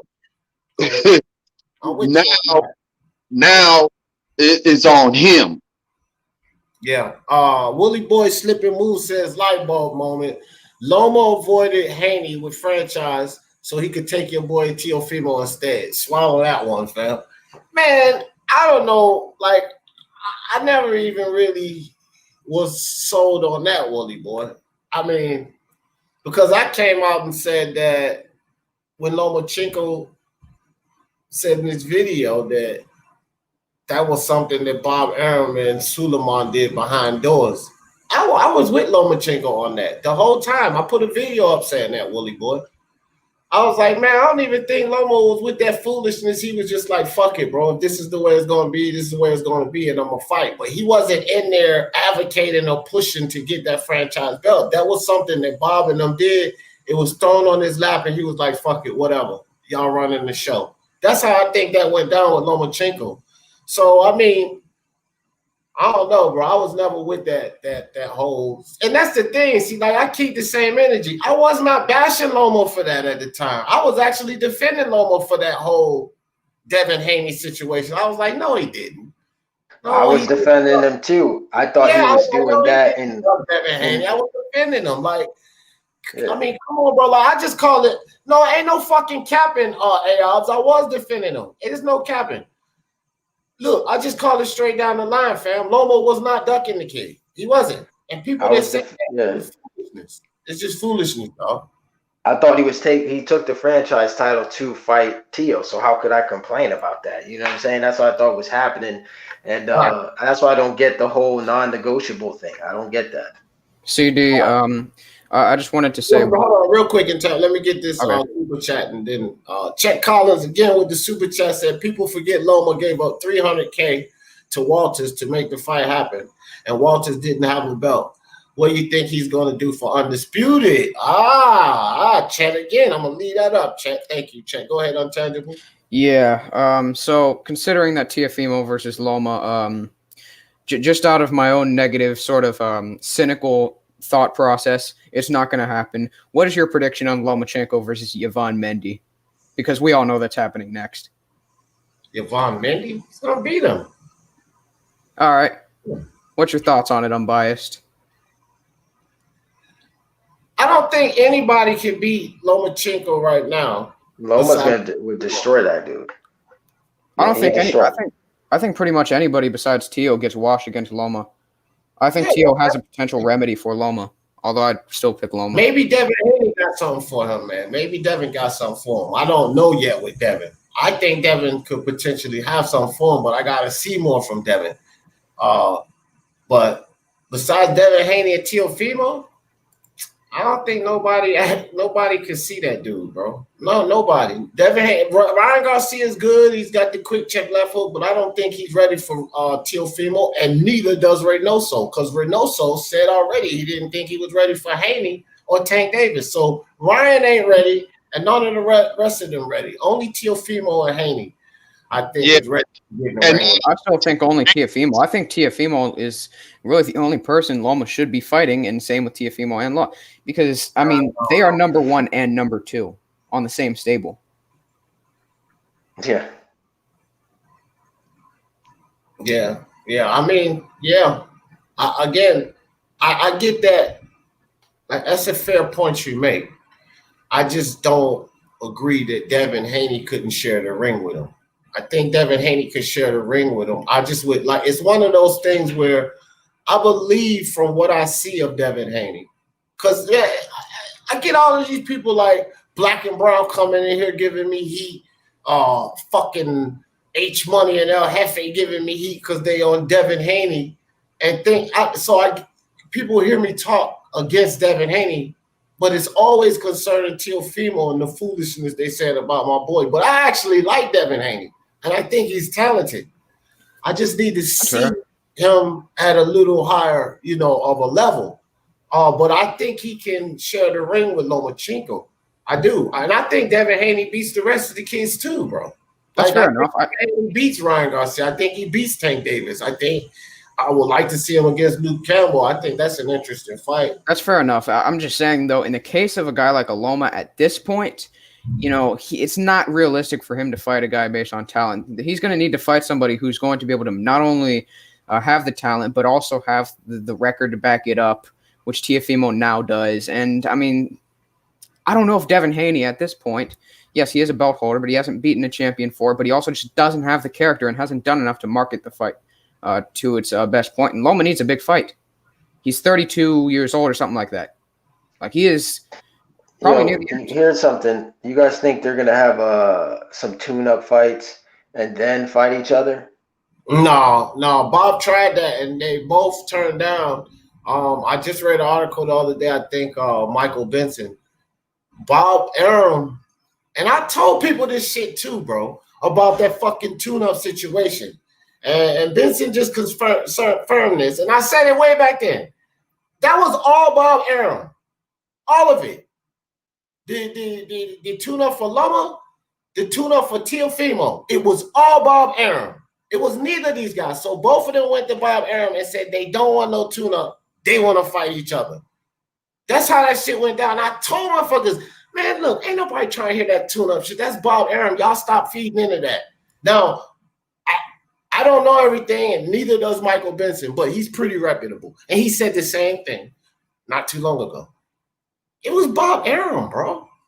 Like, we got to stop falling for this Bob Arum foolishness, bro. Every time this man come out and talk. Now, Tank Nation said, I'm uneducated, but rather I am brainwashed by the education. So I don't know what the hell y'all talking about in the chat, but shout out to my boy Tank Nation. No, the fuck he is not uneducated. Very educated brother, very smart brother. Appreciate you coming through, Tank Nation. Y'all go ham in the chat. I don't know what y'all talking about. Cal Blundell, what's up with your ringside boxing? MXBC in the building. What's up with you, man? Man Grower, what's up? What's up, dog? So Willie Boy Slipping Move said, D, I'm disappointed Campbell isn't fighting Haney next. Right. More than glad Campbell is going to spank Ryan. Which you prefer? He can't fight both of them. And to be honest with you, Willie Boy Slipping Move, and I'll go around the panel on this one right here. I want y'all guys to answer this one too. I don't mind either Willie Boy Slipping Move. And I don't think that, because I don't look at Haney like, I don't think that it's a problem with Campbell fighting Ryan or Campbell fighting Haney. I think in Campbell's interest, it probably would have been better for him to fight Haney because Haney's got a belt. Ryan has nothing. But I don't mind either fight. What do you think about that, unbiased? Oh, smoke. Yeah. Either way, it would have been a California ass whooping. So Ryan's gonna give him a Victorville ass whooping, and Hayden would have given him an Oakland bollywop. I will say Ryan is a draw at this point. That's just how I think Ryan is pretty much a draw at this point. I think that's probably the reason Campbell takes the fight against Ryan, because he'll probably get the same notoriety no matter who he beats. You know, people like to discount social media following and say that's not a contributing factor to your earning potential. But it definitely is. It definitely is. If Ryan Garcia did not have a real social media following, he would not be nearly as big as he is today. We would not be out here talking about him like we are. Well, the thing is, Ryan's cool with a lot of celebs, and he mingles a lot. You know what I'm saying? The Hollywood and all that shit. So he has a good fan base. Do you guys know this? What's up, Sean? Sean New Boxing in the building. Brown Gone One in the building. What's up, Jay Perez? Hey, do any of you guys know? I'm not sure, Sean. Sean says, how much is Jason Rosales getting against to fight Charlo? I I think it's Rosario too. Jason Rosario, Sean. Yo, Sean Newton is the king of butchering names. Yeah. Gabriel Casamayor. Yeah, but which do y'all know what his purse or what supposedly he's supposed to be getting? Let me look this up real quickly.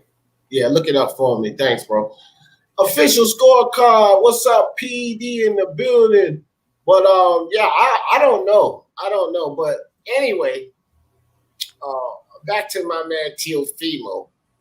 I don't know, man. I'll catch a lot of heat, but It seems as if it hasn't been revealed. I don't think so. It usually isn't revealed until pretty close to the fight, like a few weeks out, and we're pretty far away. So yeah. Yeah, I don't. And plus, I think that's a. I'm with you, Cat. Cat say, y'all stop assuming Garcia gonna walk through Campbell. Put some respect on it. Damn right. I've been said that too. I said that too, man. Luke Campbell, man. We gonna find out because look, he gonna fight one of them, Haney or Ryan, and we gonna find out because somebody gonna get chin checked. Now, I tell you this, because I'm probably a little higher on Luke Campbell than everybody else. But if Ryan do go in there and walk through Luke Campbell, hey man, people have to stop sleeping on Ryan Garcia. Because that's a tough. Lomachenko didn't walk through Luke Campbell. And that's what people gonna have to think about. If Ryan goes through there and there and walks through Luke Campbell, Lomachenko didn't do that. He got hurt by Luke Campbell.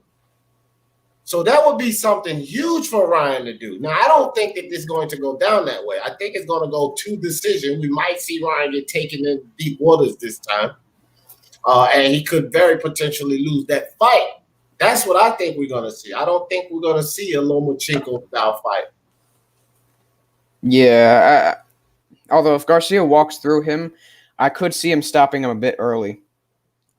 Because Campbell does tend to sort of have lapses in concentration early. Not to get off topic, he does tend to get knocked down within the first 4 rounds. So, and he's very good at weathering the storm, I will say. But how many punchers has he faced on the level of Ryan? Maybe Linares? Yeah. UED in the building. That guy. What's good with you, Timmy Neal and Boxing Jedi? What's up with you, fam? Hey, I'll tell you what. 819 Warrior. What's good, dog? Look, man, I still think this fight happening. I think Teofimo playing hardball. Because, look, I'm going to tell y'all something, too, man. Stop all this. I ain't really trying to hear. This is another reason I'm not trying to hear the duck shit. Not only because I'm a fan of Teofimo, because everybody already know that. I mean, it would be hard not to know that. It's not about me being a fan of Teofimo, why I don't think it's a duck. I think, I said Ryan gonna knock Campbell out. I think that video, I put up a video, Teofimo the takeover. Y'all go look at it, whatever. It's Teofimo the takeover.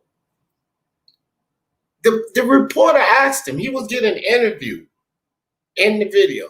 The reporter asked him, Teofimo was sitting there, he's like, so what do you think about when you're going into the fight with Lomo? Do you think you're gonna win? And then Teofimo was like, yeah, no, I know I'm going to win. I'm going to win. Like, bro, it was no thought about it. No hesitation. He wasn't faking. Look, the dude's not scared of Lomachenko.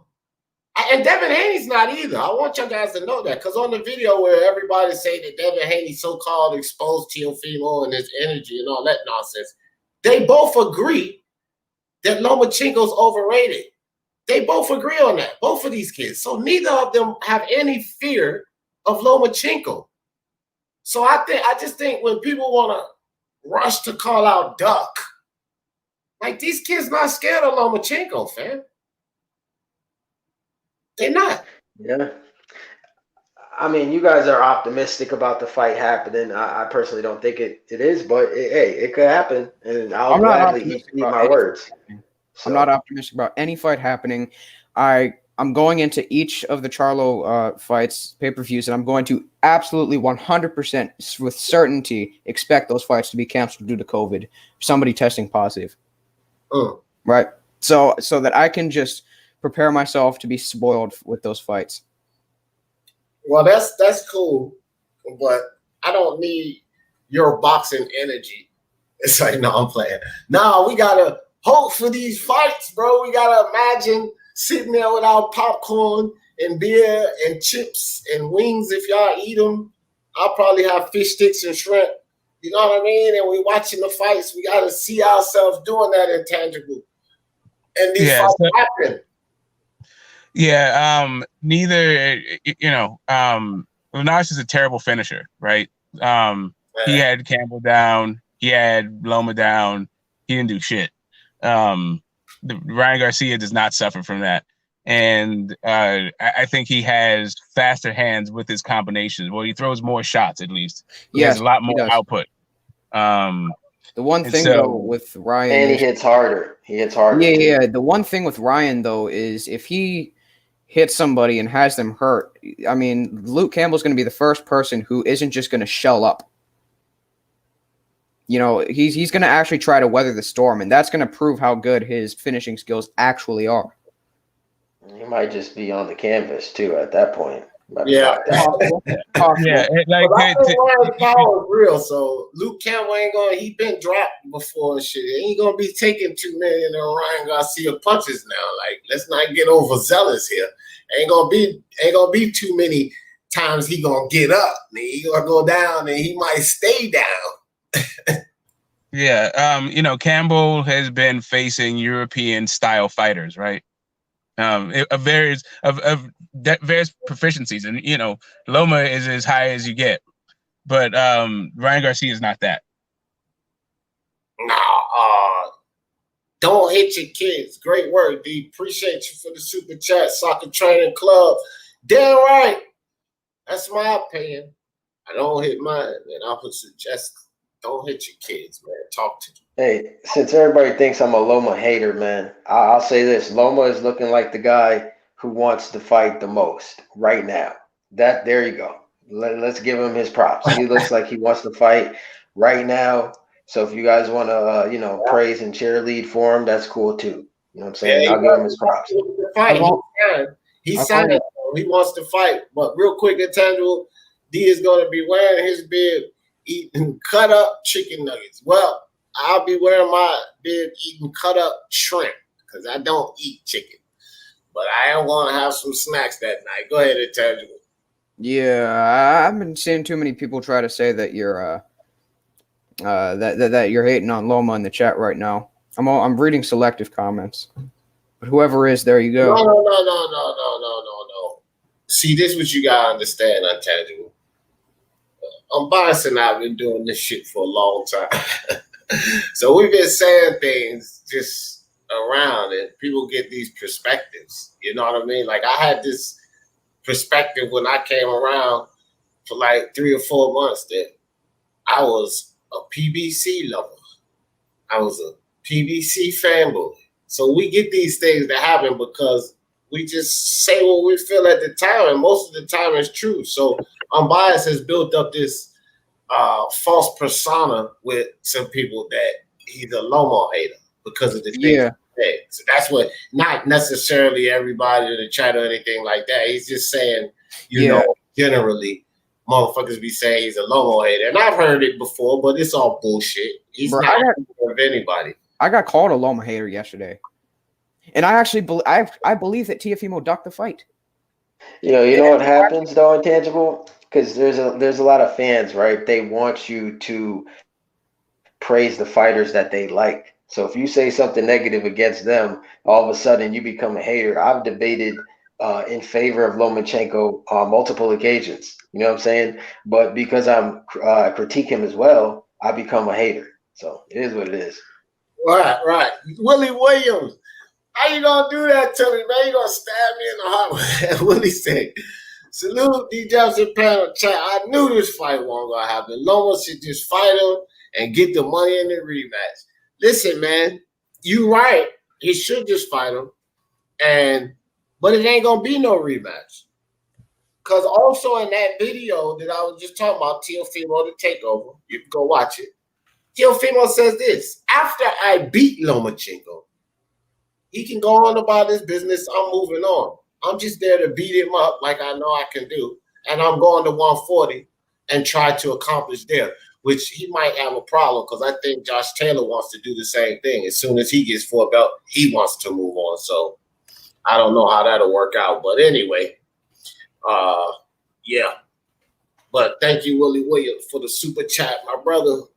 Really appreciate you there. Yo, Jose Yepes in the building. What's good? D will be eating Impossible Burgers. Man, let me tell you, those things are nasty, bro. And I ate one of those things, and I tasted it, and the consistency is of a burger. And it's fried and shit like a burger, but I don't trust that. Something in there that don't taste right. They say it's all plant-based, but I don't trust it. I didn't make it, Forget about that. No Impossible Burger for me. It's fast food anyway. Y'all stay away from fast food. I don't care if it's Impossible Burger and they make it seem like, oh, this is for vegans. It's still fast food. And those goddamn fries that come with that Impossible Burger is packed with cholesterol, just like the same fries that come with the chicken sandwich and the goddamn hamburger. Fast food, stay away from it. I ain't eat no Impossible Burger. Eat some salmon, tuna cakes. Also, the thing with me, right, is and I'm a Crawford fan too, but hey, look, I'm about to give him some flame right now. So the shit like him turning down or not fighting Porter, and Bob is also in my opinion to blame for that. He said, oh, in the beginning, he said Porter's not elite. Then Porter and Spence happened, and he said, oh, Porter proved that he was elite. So he's a good fight. And then like a couple weeks later, Bob says, oh, now that fight doesn't make any sense. I did a whole live on it because I was just tired of Bob just flip-flopping every other month. He just switches what he says. You know what I'm saying? So that's why Bob's not really credible. I have to see it to believe it with him. You know what I'm saying? So yeah, one thing I respect about you Unbiased is that like your receipts. Like you'll hear stuff the same way I hear stuff. And you say, nah, hold on, let me put this in the cut. Cause this guy over here funny. And then you'll put it in the cut. Me, I'm just gonna remember it. And then when I get into debates with people, I'm like, man, I'm not trying to hear that about Bob. Because I know what he did. But even still, you see what I see now in this dude. And I've been saying it about him. I've been saying this about Bob Arum. Like, everybody stop. I like the fact, like everybody else, that Bob Arum brings us good fights. That's undeniable. He's been doing that for years. This is what he's supposed to do. That's why he is who he is. A good promoter. That's what you do. You bring forth the good fights. Bob Arum has a good eye, probably one of the best in the business. He knows when he can see a good fighter. That's a good fighter. That's what he does. So you can't deny that. But that dude's the snake. He's the king snake in this goddamn business. And you can't deny that. You understand? Deceptive masterhood. Wizardry. That's Bob Arum, bro. He's a deceptive wizard. You know what I'm saying? I'm telling you, man. Red Glove Militant in the building. What's good, Red Glove? Boxing Jedi, let me drop that link back in the chat, man. I see all y'all stepping in here. But yeah, man, Teofimo, like I said, bro, I can't give him flame yet. Not yet. I gotta just see if this fight happens or not. Because I still think the fight's gonna happen. I'm keeping hope alive, like Jesse Jackson said. So if this fight falls through, I definitely want to see Teofimo versus Haney. That should be the immediate priority, I think. It's not going to happen until 140. No, not Teofimo Haney's, Loma Haney. Oh, okay. Yeah, sorry, Loma Haney. Loma loses, he's going back down. That's not going to happen either, because when he loses, he's going back down to 130. And Haney never makes 130. No, I'm saying if Teofimo Loma does not happen, I want to see Loma fight Haney. If it don't happen. Yeah, if that fight does not happen, as I've always suspected, that's the fight that I would like to see. I wanted to see that little WBC weird situation cleared up. How he petitioned to get that fight for the vacant. Clear that whole thing up. And then go for undisputed, whoever is the IBF champ who needs to fight for, It's going to be George Kambosos. In his favor. If I say David McWater smells something about Bob Arum, David McWater will not let Loma get taken advantage of. Listen, it ain't even just that, bro. Listen, Lomachenko, I don't think he really has that complaint. If you watch how Bob Arum been moving with Lomachenko, everything's always in this dude's favor, bro. Everything, even before he deserved it, it was always in his favor. So I don't think he wouldn't have the Ryan Garcia complaint or the Teofimo complaint. It's not about anybody not allowing them to take advantage of it. They made it nice and cushiony for him and plush and luxurious in his locker room. He's had it like that the whole time. He's had the good ride. So, I mean, I feel you, but he ain't had that problem. Oh, you said Teofimo, you meant? Oh, okay. Well, I don't know. That may have something to do with it. Maybe they said, no, turn it down. That's bullshit. I don't know, bro. I don't know what's going on behind the scenes. But I know Lomachenko ain't never had no problem to complain.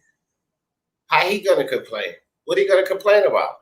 Yeah, I mean, that's what I'm saying. Like, Tio can be all for it, and I'll fight him for nothing. But somebody's got to be looking after his business interest, right? Yeah, is he the final say in his whole thing? Like, somebody's got to be like, what's going on here? Hey man, LFA, what the hell is your problem, bro? I thought Smoke. Look, I thought you and Bias was probably having some kind of debate in the private chat because I see like 53 messages in the private chat. I told El Jefe he's done for today. So I clicked to the private chat and 50 of them are El Jefe. El Jefe, man, I'm not even paying attention to that private chat, but you're not coming back on this panel. Just stop. What the fuck? See, no, why do you have time for all of this, El Jefe? This is what I want to know from you. Why do you have time for all of this? I thought that these guys was going back and forth in the private chat, so I didn't pay attention to it. I just seen the number build up. 53 comments, fam. So you got time to do this? Why don't you go with your MXBC or JB4 Brotherhood and expose somebody? Why don't you do that, dog? Crazy ass, man. What's up, Brian? No, not. Just chilling here. Enjoying the weather? Yeah. Yeah, the weather's nice. Weather's nice today, so why not? Yeah, hell yeah. Mark says, if Teofimo ain't happening, I want elite fighters only. Something like moving up to 140 and fighting Prograis or Baranchek and Loma either fighting Devin or Burchelt. Mark, I'm with you 100% on that, bro. 100%.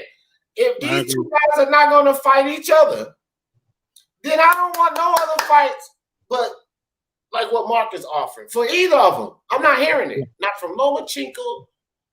Like Smoke said, I don't want to hear nothing about Lomachenko going to fight some Tom Foolery. That was his name too, Tom Foolery for the vacant belt. I don't want to hear that fight. I want to hear fights like this. Devin, Burchelt. You know what I mean? Prograis, Ramirez. I want to hear fights like that, bro. Like, yeah, I'm with you on that, Mark. Sure. Yo, D, what if Tio vacates, moves up, and then Loma versus George Kambosos for the IBF vacant title happens? No. But I know that they'll do something like that, but that sucks. That sucks. Yeah. But I mean, at the same token, if it was Loma or Devin Haney, could you get mad at them for going after that fucking title? No. You really can't be mad at them for going after the title, but that's a sucky fight. That's not what I want. I want what Mark said. I want one of those fights. I don't want that vacant fight for foolishness out of somebody we know you'll beat the hell out of. We already think you'll beat everyone for sure besides Haney and Teofimo. So I want some kind of intrigue in the fight, some type of mystery. He's going to beat the shit out of Gamboso. I mean, the living shit out of Gamboso. It might be his first guy that he makes retire on the stool at 135. Because don't get it twisted. He made guys retire on the stool, but it has not been at 135. But Gamboso, it might happen. Who knows? That's not a good fight. Yeah. That ain't a good fight. Wooly Boy Slipping Moose said, are all y'all going to be tuning in into the fight camp at Matchroom Square Garden? U.S. Brits going to, I'm sorry, us Brits are going to blow those weak studio cards out the water. Hey, man, you damn right I'm going to be watching. I don't know. I can't say what I'm going to be watching, bro. I can't even say because I got my schedule is off the charts right now. I'm doing the live commentary on basketball, UFC, and I don't know what to fight. If I don't, I'll watch the playback. I'll tell you that. He feels like an egg and cheese sandwich. If that is you guys' version of the Madison Square Garden, you should be absolutely ashamed of yourself. If it's somebody's actual backyard that you guys that's Swing's actual backyard. Madison Square Garden, I mean, come on, bro. Just let COVID be COVID. Have whatever you guys have over there. Your little cute fights. But that's Eddie Hearn. That's Eddie Hearn's backyard for sure. His backyard's massive. I could fit at least 50,000 people in it. Yeah, that's nice. I'm sure his backyard is not the Madison Square Garden though. It's cool, but it's not that cool. It's not that cool. No, I'm sure it's cool. I'm sure it's cool for a backyard, but as far as arena is concerned, come on, man. And if I go there, I want an egg and cheese sandwich. And you have to conserve 6 feet distancing. That's what the rule is. Or whatever. Yeah. Tank Nation, I'm with you, dog. I hear you. You say Loma fans take the truth and reverse it in Loma's favor. A lot of Loma fans do that, but to be fair, so do fanboys of a lot of fighters. They do the same shit. So that's right. Yo, but D, man, if other than Teo at 135 and Teo and Haney, what are the fights for Loma? You know what I'm saying? So it's kind of like if this fight doesn't happen for Lomachenko, he's probably just going to move down 130 and fight Burchell. No, man, Loma's on that Olympic gold thing. He's just collecting titles. That's what his thing is. Yeah, like his whole career is just like, let me get a title, let me be in a title fight, let me unify and get titles. I don't think he gives a damn about who he gets it with.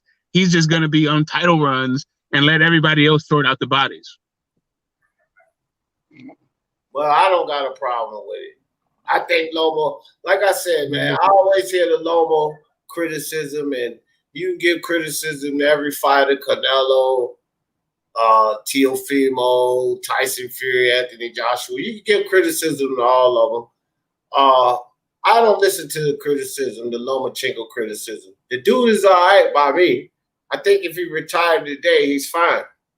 You know, people always want more and more and more from these fighters. Lomo's accomplished enough, and he's done it in such a short time. Like, man, and he's shown in the ring his skill set. He's shown it. It's not like he just went and won these belts and he wasn't masterful in the ring. The dude was masterful in the ring, had an impeccable amateur record, damn near perfect. One fight from being perfect. And this is not like, 10 fights, 9-10. No, 396-1.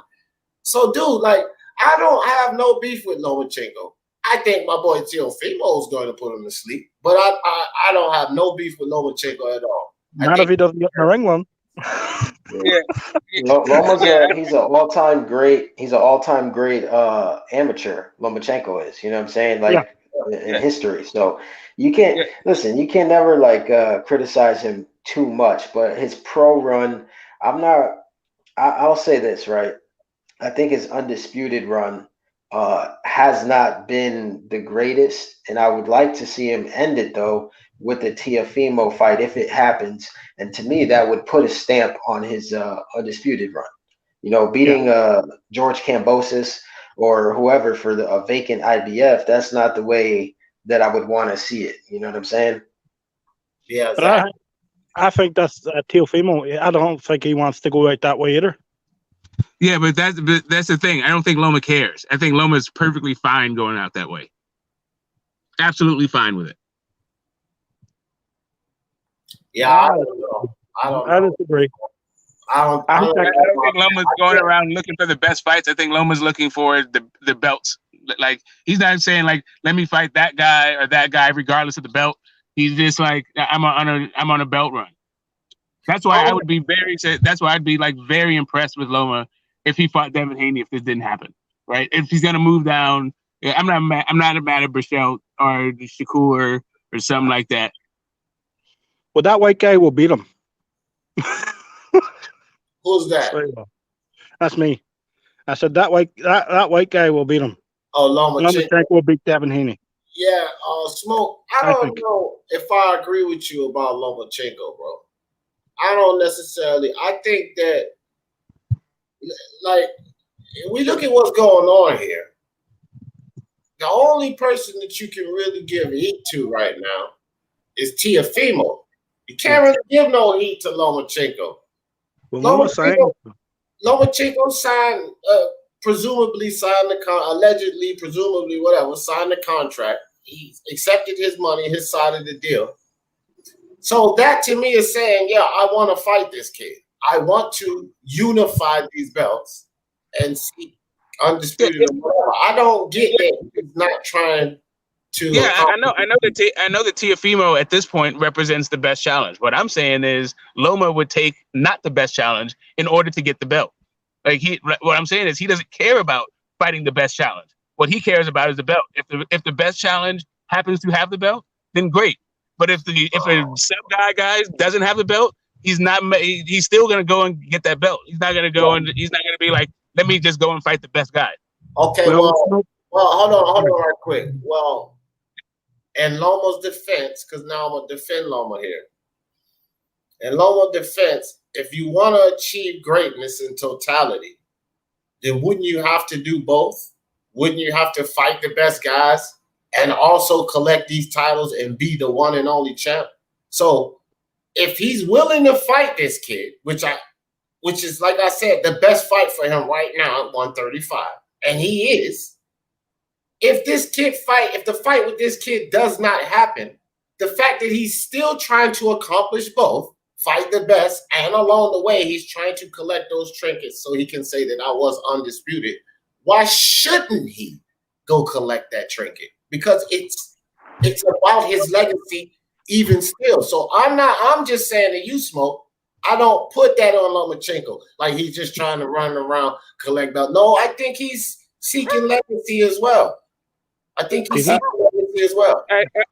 would feel that way if he did not interrupt the proceedings between Campbell and Haney.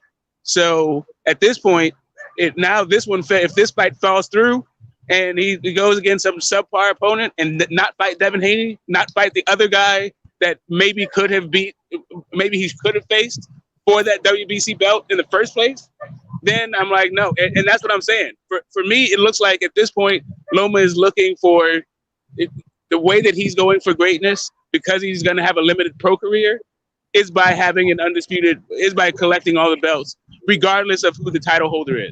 And I'm saying that there's another way to do it, and I think that he could achieve greatness and being undisputed or not being undisputed by actually fighting the best in the weight class. Like if it's a vacant IBF, like we're just saying, against some guy that you expect him to kill, versus not being undisputed and fighting Devin Haney, I think that his legacy overall shouldn't take that big of a hit. Well, there's one major flaw with that. And hello? Yeah, we hear you. Okay, there's one major flaw with that, right? Loma signed, Teo didn't, or allegedly signed. Teo didn't. So you can't say he wasn't willing to take this fight. He was willing to take this fight because he put it. But it's not about this fight. It's about if this fight doesn't happen. No, let him finish, bro. He didn't cut you off. Let him finish. Go ahead, Brian. No, because he put a signature on the dotted line.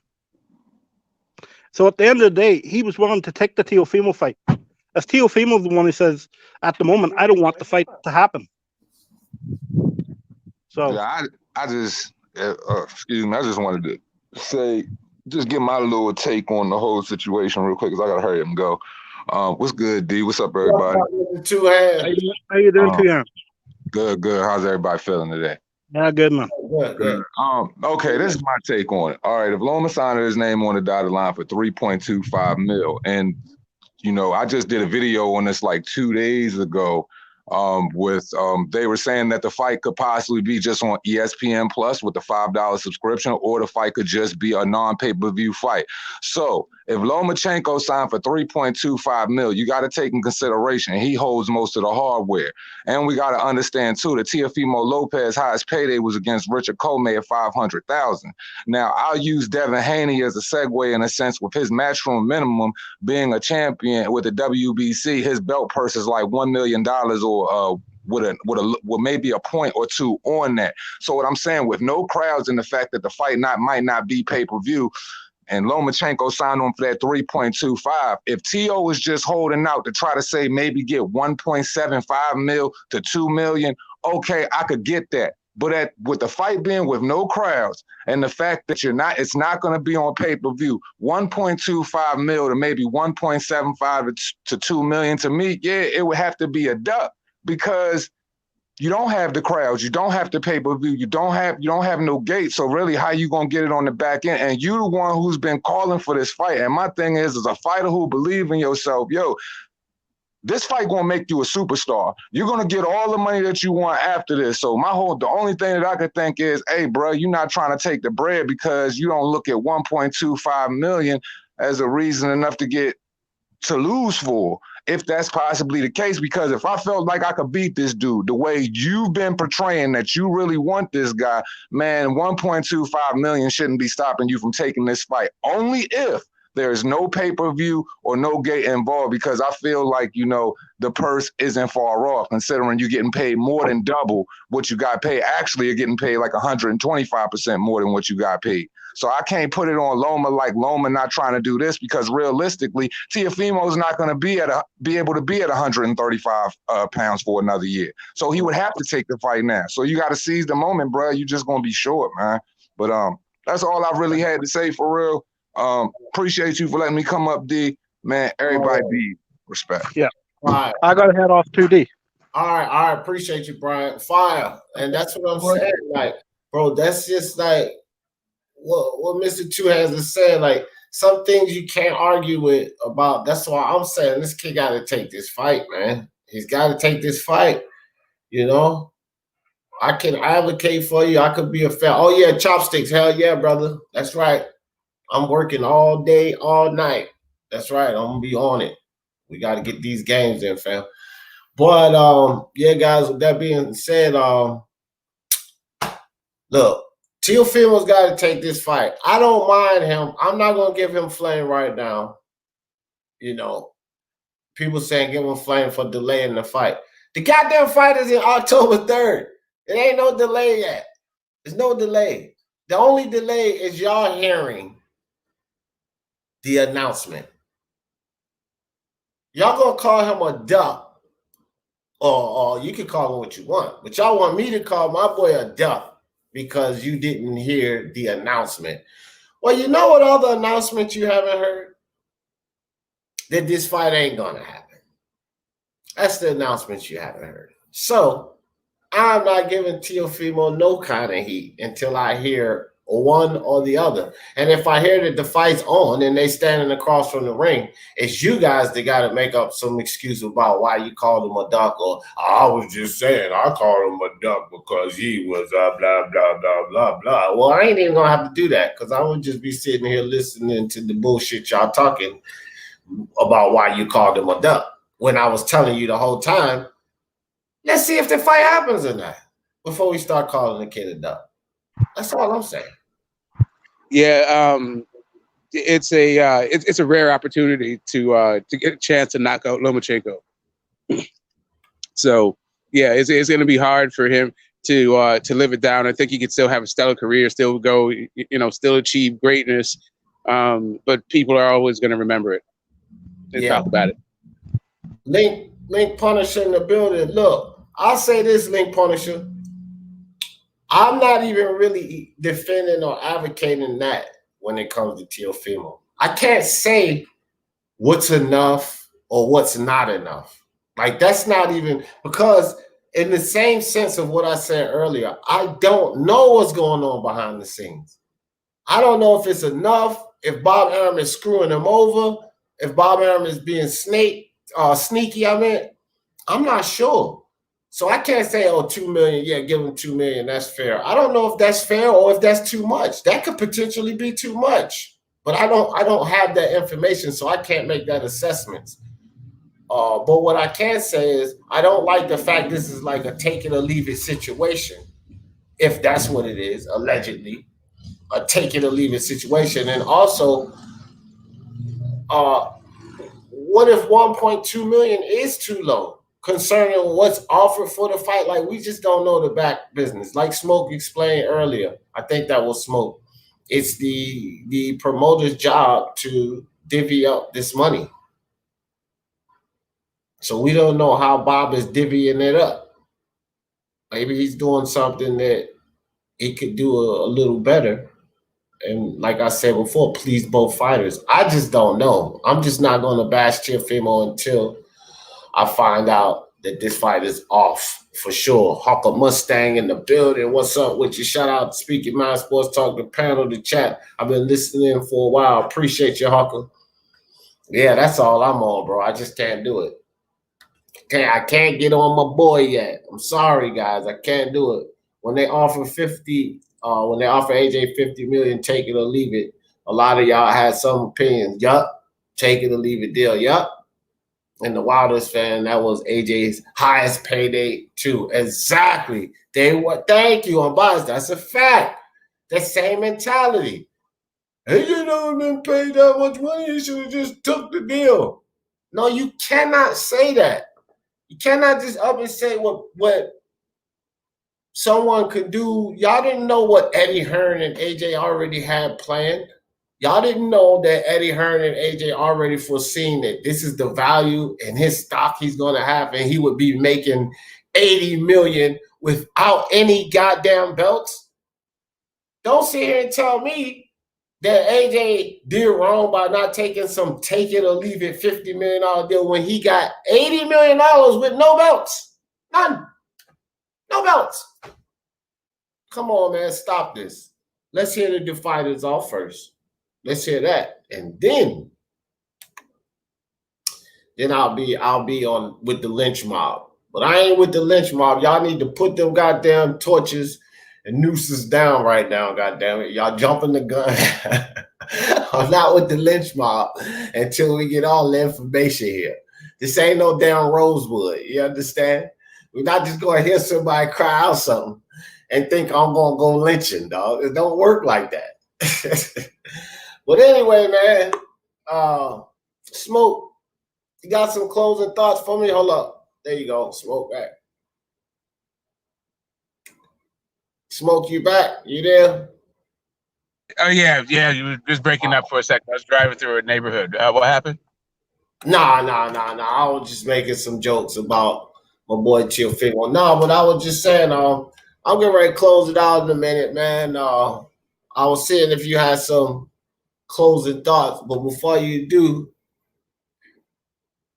Frank Funk says, I agree with D. We have to wait and see. Fight hasn't been called off yet. That's all I'm saying, bro. I can't crucify my boy until the fight is called off. But if the fight is called off and Teofimo Lopez, you let $1.2 million get in the way of this?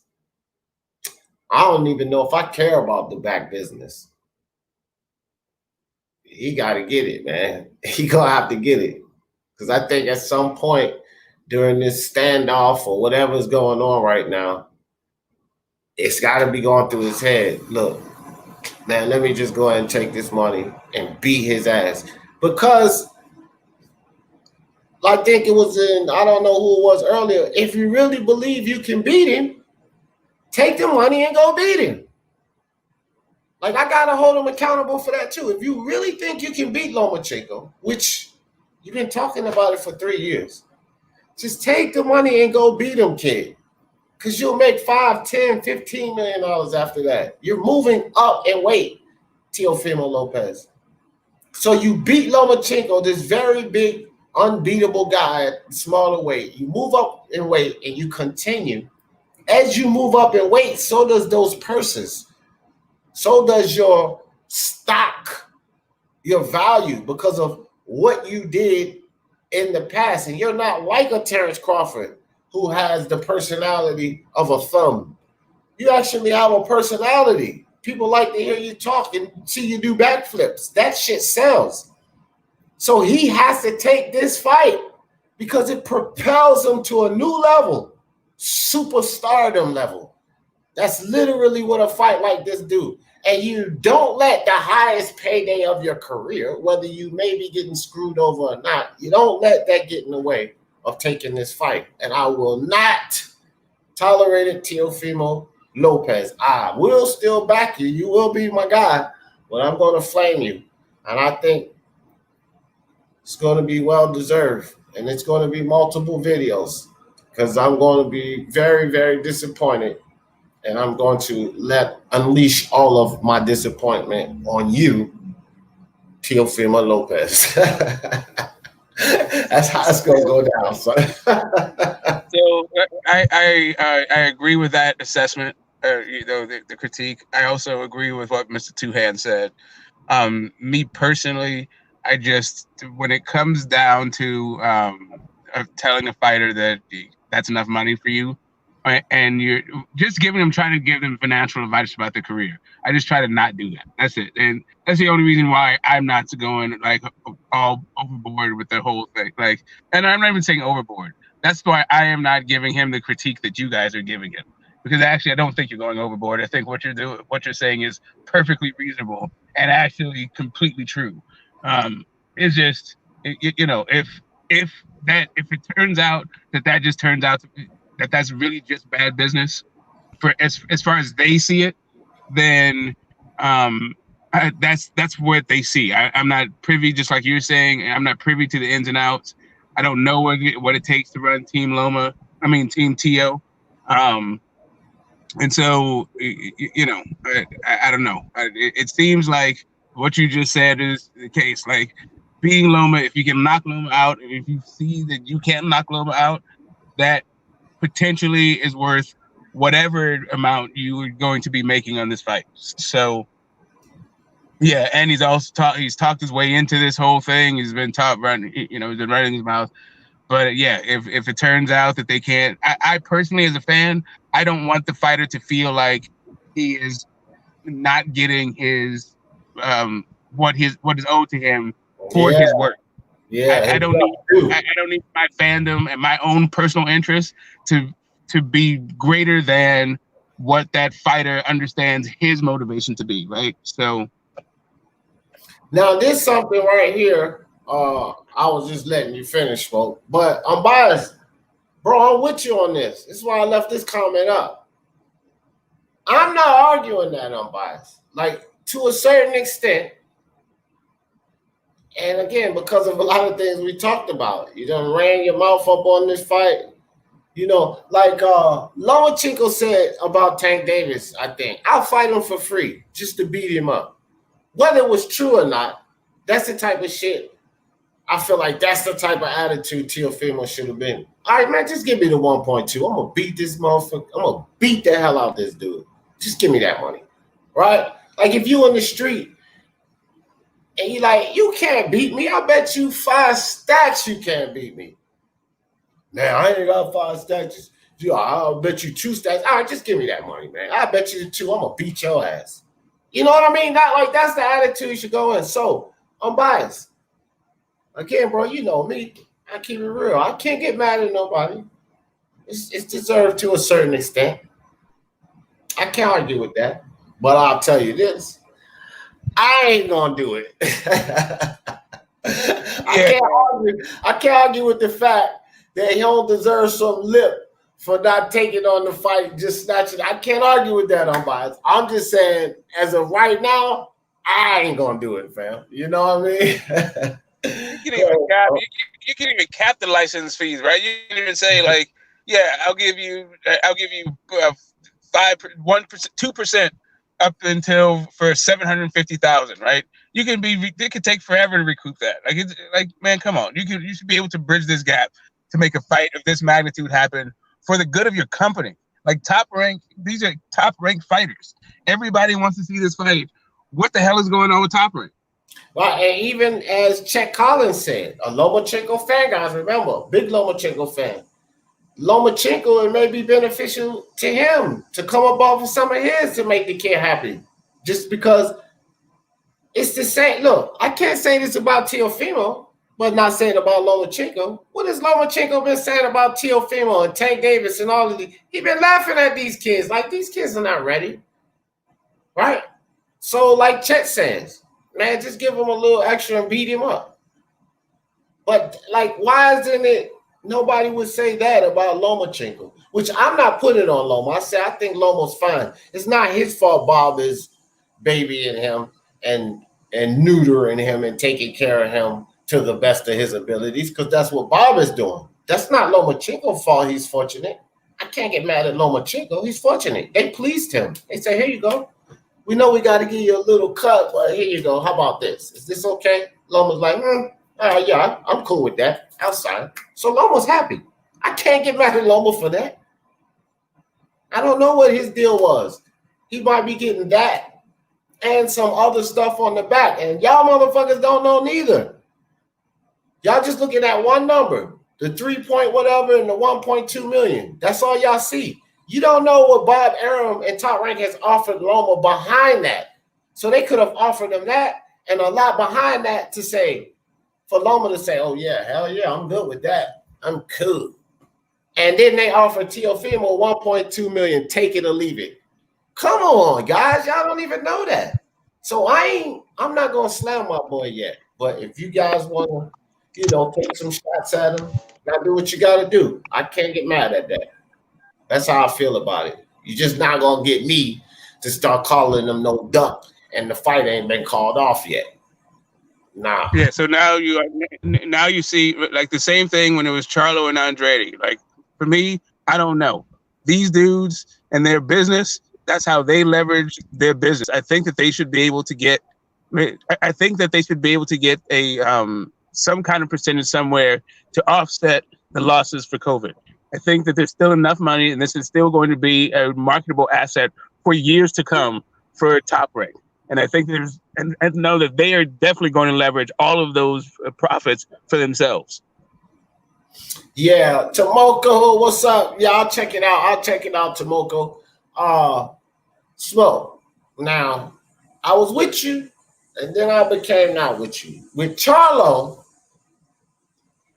I give him flame for the Demetrius Andre fight, and I give him flame for the Demetrius Andre fight today, because he is in a situation with Demetrius Andre that I'm saying if Teofimo lets it get there, he's going to get the same flame that I'm giving Jamal Charlo.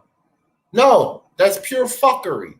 He should have took that fight. And now that fight is gone and it didn't happen, I know Charlo turned down $7 million. So, no, he gets all the flame. And that's what I'm telling you. If Teofimo, the fight don't happen and it's the 1.2 million, he's going to be in my book just like Charlo. And I'm going to flame him just like that. And he's going to deserve every bit of it because he should make this fight happen. And so should Charlo. He should have made that fight happen.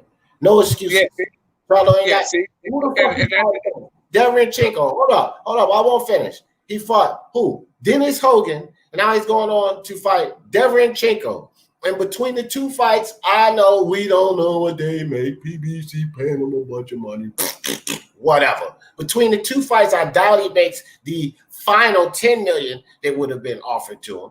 Okay? I doubt he make that in these two fights. And he's not unifying. They're not even champions. Dennis Hogan was completely worthless. So I'm going to still flame Charlo. But with Teofimo Lopez, he ain't to that point yet. Because this fight is not off. So it ain't the same even with Charlo, because Charlo, that fight's gone, long gone. The motherfucker ain't fighting it. He should have fought it. Teofimo's not here yet. It's October 3rd is not even here yet. And people already want me to take that same approach. No, sir. Not happening. Yeah, you've been very upfront about your views on it. I'm just saying these are my views. Like I just don't, right? So even at 1.2, I'm still likely not. Like I understand that, you know, but the difference for me in this Teofimo situation is that Loma is legitimately a legend for what he's done in the ring. And Demetrius Andrade is legitimately a paper champion. So, you know, to me, they're not really the same thing. But for my reason for not flaming them is the same. When it comes down to it, I'm not telling these guys how to conduct their business because I'm not really privy to the ins and outs of their business.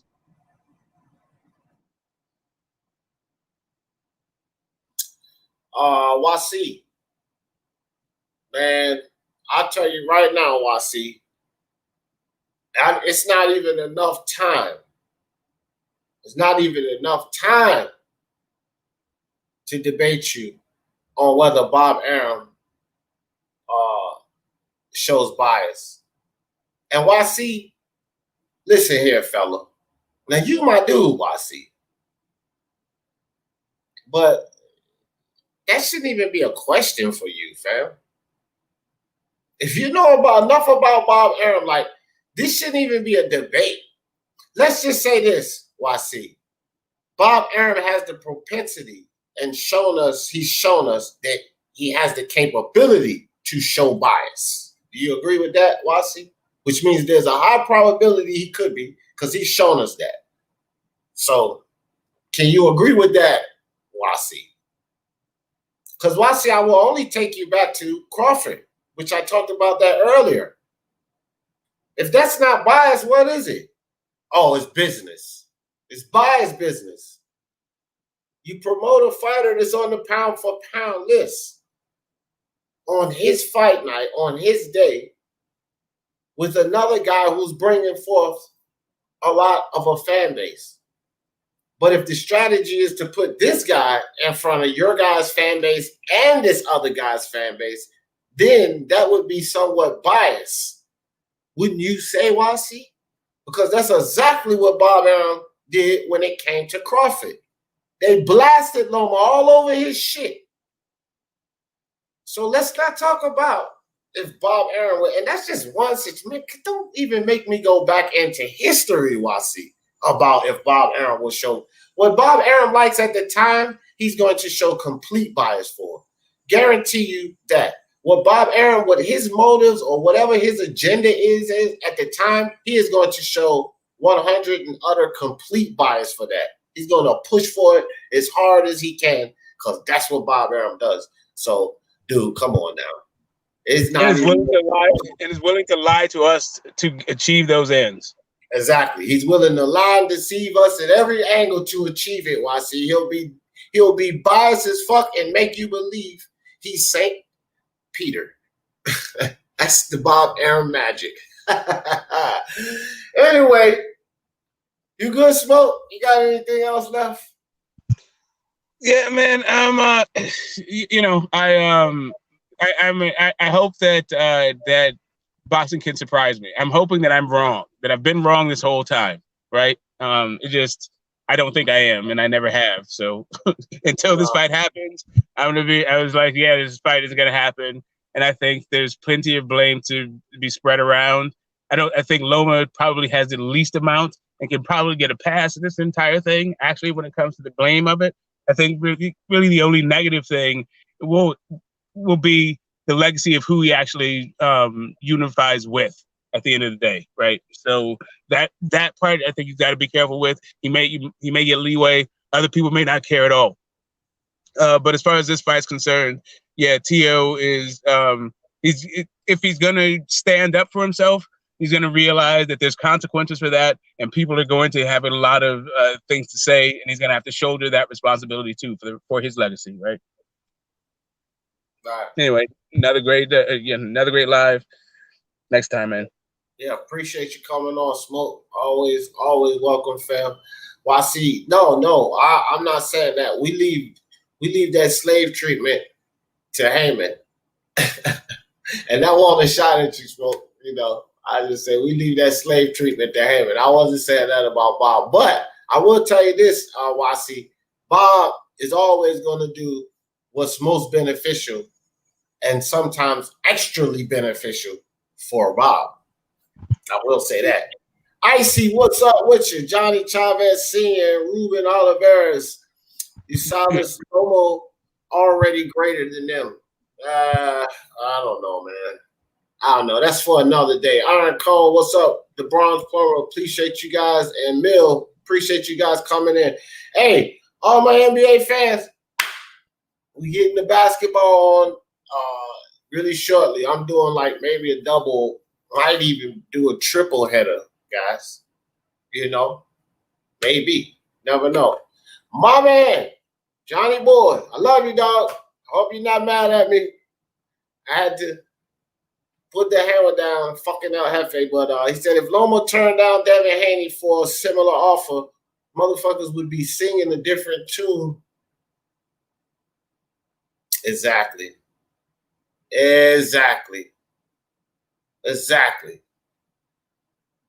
The bullshit, the double standards. But you know what, Johnny Boy?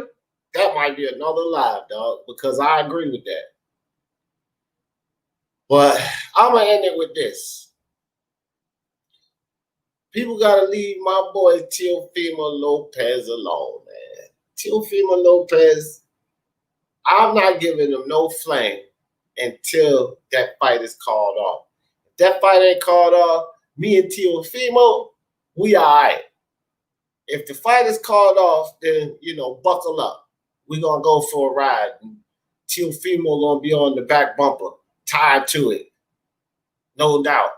But if he's standing across from Lomachenko on October 3rd, all of this defense that I put up was really unnecessary.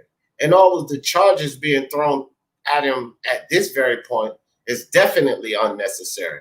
And I'm not going to jump on the bandwagon and get along with the lynch party and start throwing charges at my guy Teofimo, because I'm not sure if he won't be in that ring October 3rd. As a matter of fact, I think he probably will be in the ring October 3rd. And you know what?